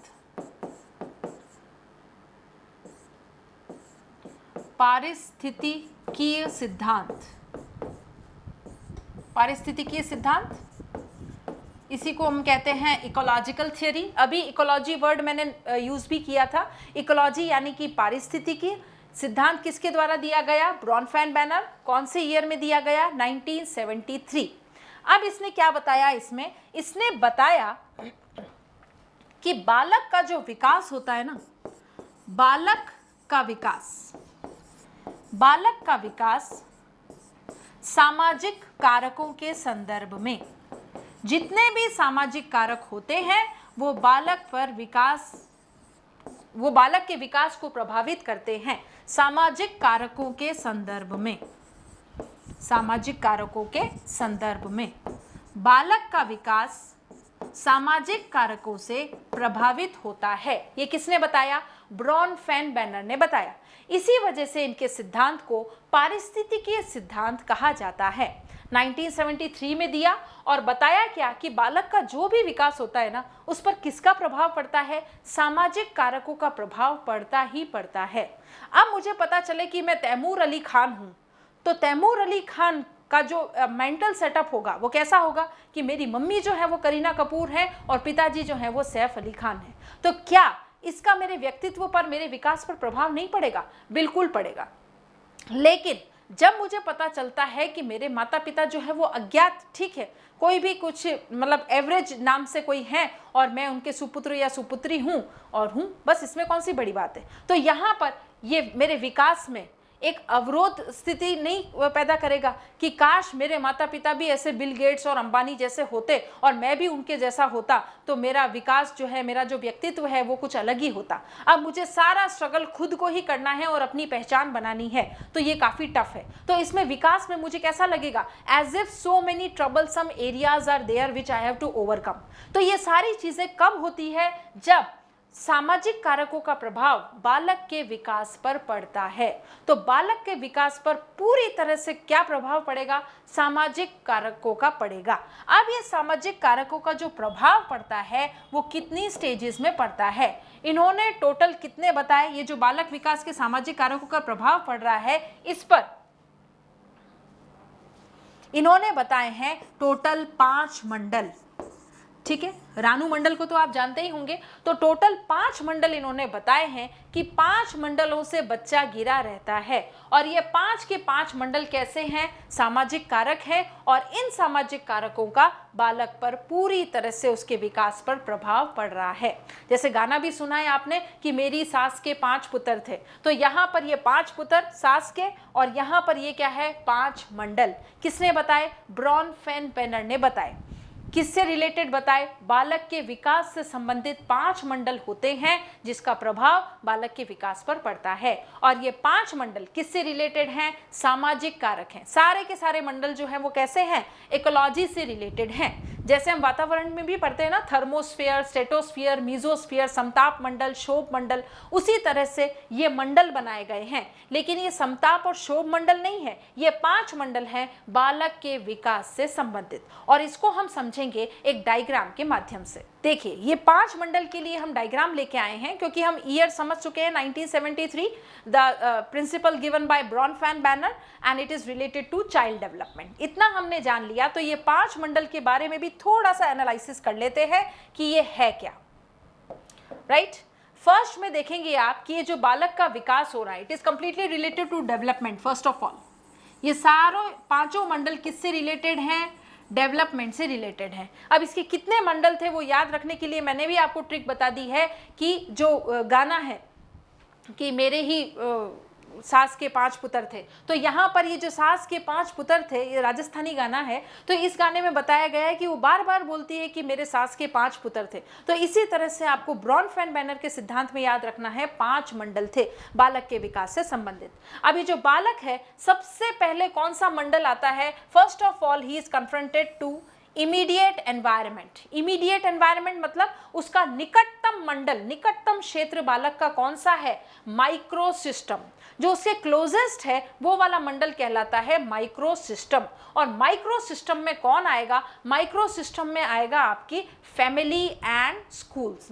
फैमिली और स्कूल आपके माइक्रो सिस्टम में आएंगे, जो बच्चे के सबसे करीब है, निकटतम, इमीडिएट एनवायरनमेंट। फिर आपका आता है मीजो सिस्टम। मीजो सिस्टम मतलब क्या? मीजो सिस्टम एक ऐसा मंडल है, सेकंड मंडल है, ये फर्स्ट है और ये सेकंड है। तो मीजो सिस्टम जो सेकंड मंडल है, उसमें बच्चा क्या करने लग जाता है? कनेक्शंस बनाना शुरू कर देता है। जैसे मैंने फर्स्ट सिस्टम में बताया, माइक्रो सिस्टम में स्कूल एंड फैमिली, तो सेकंड मीजो सिस्टम में क्या करेगा? स्कूल और फैमिली के बीच में कनेक्शन बनाना शुरू कर देगा। जैसे बच्चे को टेनिस बॉल भी बना दिया जाता है कि माँ बाप कहते हैं कि सारी गलत आदतें बच्चा स्कूल से सीख के आता है और स्कूल वाले कहते हैं कि इसकी माता पिता पता नहीं कैसे बिहेव करते हैं, इसे कैसा सिखाते हैं जो ये सब स्कूल में आके दूसरे बच्चों को गंदी आदतें सिखाता है। तो व्हाट इज दैट? तो यहाँ पर बच्चा भी इस तरह के कनेक्शंस करने लगता है, अपने परिवार में जो बोला गया है वो और स्कूल में जो बोला गया है वो, उसके बीच में ये कनेक्शन बिठाना शुरू करता है। That is called meso system. तो ये आपको याद रखने हैं, माइक्रो सिस्टम, माइक्रो, इसका हिंदी वर्जन भी मैं आपको लिखा दूंगी, पहले समझने की कोशिश करें। माइक्रो सिस्टम, मीजो सिस्टम, क्योंकि इंग्लिश में भी आपको याद रखना ही है, कोई विकल्प नहीं है। अगर एग्जाम में मीजो सिस्टम लिखा हुआ आ गया तो आप उसका हिंदी रूपांतरण करने कहाँ जाएंगे? तो आपको इंग्लिश वर्जन भी आना चाहिए। तो माइक्रो सिस्टम हुआ, meso system is connection, and exo system, exo system क्या हो जाएगा आपका? Indirect environment. इनडायरेक्ट एनवायरनमेंट देखिए मैं लिखा भी दूंगी, इसको अभी बोर्ड पे लिखूंगी मैं सब आपको समझाने के लिए, चाहे आप लिख रहे हो तो लिखने के लिए भी कुछ मटेरियल चाहिए, पर पहले समझ लीजिए। तो एक्सो सिस्टम, इनडायरेक्ट एनवायरनमेंट में क्या होगा? जो भी मेरे माता पिता का कार्यस्थल होगा उसका इफेक्ट मुझ पे पड़ेगा, यानी कि बालक के विकास पर उसका प्रभाव पड़ता है। कब? एक्सो सिस्टम जो इनडायरेक्ट एनवायरनमेंट है। अगर मेरे माता पिता, जैसे एक मेरी मम्मी जो है वो गायनाकोलॉजिस्ट है और मेरे पापा जो है वो कार्डियक सर्जन है, तो जो इतने अच्छे प्रोफेशन के हैं, तो क्या बालक के विकास पर इनका प्रभाव नहीं पड़ेगा? तो उनके प्रोफेशन का प्रभाव, माता पिता के प्रोफेशन का प्रभाव, धार्मिक स्थलों का प्रभाव बच्चे पर पड़ रहा है, बच्चे के विकास पर पड़ रहा है। That is called exo system. फिर हम नेक्स्ट देखेंगे मैक्रो सिस्टम। मैक्रो सिस्टम में क्या आता है? Social and cultural values, right? This is third and this is fourth. सामाजिक और सांस्कृतिक नैतिक मूल्यों की जो बातें होती हैं वो आती है मैक्रो सिस्टम में। मैक्रोनी खाते हैं, मैक्रो सिस्टम तो हमारी संस्कृति है कि हम मैक्रोनी खा रहे हैं। आप दादाजी को बोलेंगे दादाजी मैक्रोनी खाओगे आप, वो नहीं खाएंगे, मना कर देंगे, व्हाट इज दैट मैक्रोनी, मुझे तो चावल वाली खीर चाहिए। जबकि आज के ज़माने में बच्चे खीर खाने से शर्माते हैं, as if they are insulted when they were given this kind of dishes। तो यहाँ पर पहले खीर को बहुत स्वास्थ्यवर्धक माना जाता था, अब मैक्रोनी और मेमोज ने उनकी जगह ले ली है। मोमोज क्या आटे के कुछ बने हुए आते हैं, तो these are all fast food. क्या आपको पता है हमारे इंडियन कल्चर में फास्ट फूड मतलब मोमोज और मैक्रोनी नहीं होता है, पास्ता नहीं होता है, पिज्ज़ा नहीं होता है। हमारे हिंदू कल्चर में fast food means dry fruits, जिन्हें बिना पकाए आप सीधे मुंह में ले सकते हैं, खा सकते हैं, ready to eat, that is called fast food. और फास्ट फूड में आता है ड्राई फ्रूट्स। लेकिन अब बहुत शर्मनाक बात है कि हम ऐसे युग में जी रहे हैं जिसमें फास्ट फूड मतलब पिज्ज़ा, पास्ता, मैक्रोनी और इस तरह की चीज़ें आ गई। तो यहाँ पर मैक्रो सिस्टम में सोशल एंड कल्चरल वैल्यूज़, जब बच्चे का विकास हो रहा है तब उसे संस्कृति के बारे में परिचय होता है और वो देखता है कि केले के पत्तों पर खाना परोसा जा रहा है। वो देखता है कि साउथ इंडिया में जो संस्कृति है क्या है कि नीचे बैठ के खाना खाया जाता है। आजकल तो डाइनिंग टेबल का ज़माना है, लेकिन साउथ इंडिया में आज भी नीचे बैठकर खाना खाया जाता है। तो इस तरह की संस्कृति में जब बच्चा देखेगा तो क्या उस संस्कृति का प्रभाव बच्चे के विकास पर नहीं पड़ेगा? बिल्कुल पड़ेगा। वो खुद बच्चा भी क्या करेगा? उस संस्कृति के अकॉर्डिंग बिहेव करना शुरू कर देगा और वो भी नीचे बैठकर खाना खाएगा। जैसे हमने देखा पहाड़ी प्रदेशों के लोग जो हैं बहुत ज़्यादा संघर्षशील होते हैं। हम तो 10 सीढ़ियाँ चढ़ते हैं और हमारी सांस फूल जाती है, और वो लोग पूरा पहाड़ चढ़ के भी उसके बाद में फिर से खेती कर रहे हैं। तो यहाँ पर क्या है, उनकी संस्कृति ऐसी है, उनका समाज ही ऐसा ही है। तो all the social and cultural values, ये सारी वैल्यूज अपना इम्पैक्ट किस पे डालेंगी? एक बालक के विकास पर डालेंगी, and that is called macrosystem. और क्रोनो सिस्टम क्या होता है? Changes over time. हमारी संस्कृति में टाइम के अकॉर्डिंग जो चेंज हुआ है that is called Chrono system. Changes over time, घटक मंडल जिसको हम कहते हैं, ये टाइम से रिलेटेड होता है। तो घटक मंडल में क्या होगा कि हमारी संस्कृति में धीरे धीरे धीरे परिवर्तन आ गया समय के अनुसार। पहले हमारे फ्री टाइम में जैसे क्या हुआ करता था कि लेडीज़ जो है या और भी कोई पूरे सोशल जो एरियाज़ हैं, इसमें जब भी फ्री टाइम है तो हम चिप्पस खेल रहे हैं, हम सितोलिया खेल रहे हैं, या और दूसरे रिमोट एरियाज़ में आप चले जाएं, वहाँ पे सिर में से जुएं निकाली जा रही हैं। This is free time, time pass. ठीक, अब टाइम पास क्या हो गया है? अब टाइम पास हो गया है व्हाट्सएप, फेसबुक एंड टेलीग्राम। तो इस तरह से टाइम के अकॉर्डिंग हमारी जो चीज़ें हैं वो काफ़ी बदल चुकी हैं। हमारे टाइम पास के जो जोन्स हैं, जो एरियाज़ हैं, वो भी बदल चुके हैं। पहले हम टाइम पास में ताश के पत्ते खेला करते थे, चिप्पस खेला करते थे, सितोलिया खेला करते थे, लेकिन आजकल टाइम पास मतलब इंस्टाग्राम एंड फेसबुक, राइट। तो यहाँ पर ये कौन से मंडल में आएंगे? ये आएंगे आपके क्रोनो सिस्टम में। जैसे जैसे बालक का विकास हो रहा है तो पहले की संस्कृति में टाइम पास में उनसे ड्राइंग कराई जाती थी, उनसे एबेकस सिखाया जाता था, तो यहाँ पर ये चीज़ क्रोनो सिस्टम में आएगी। लेकिन अब वो देख रहा है कि बालक का जब विकास हो रहा है तो बालक खुद देख रहा है कि यहाँ पर टाइम पास के लिए लोग क्या कर रहे हैं, फ़ोन लेके बैठे, टैब लेके बैठे, आपके लैपटॉप्स लेके बैठे, तो उसके विकास में क्या ये चीज़ें प्रभावित नहीं होंगी? बिल्कुल प्रभावित होंगी। फिर वो भी उसी तरह की संस्कृति को फॉलो करेगा। That is called chrono system, changes over time। तो यहाँ पर आपने देखा कि 5 मंडल हमने डिस्कस किए। ब्रॉनफेन-बेनर ने बताया है, इकोलॉजिकल थियरी उनकी थियरी का नाम है, पारिस्थितिकी सिद्धांत उनके सिद्धांत का नाम है, जिसमें उन्होंने 5 मंडल का वर्णन किया। और इन्हीं 5 मंडल में क्या बताया कि मेरी सास के 5 पुत्र थे। तो 5 मंडल आपको अच्छे से याद हो जाएंगे, क्योंकि फालतू बातें हमें ज़्यादा जल्दी याद होती हैं।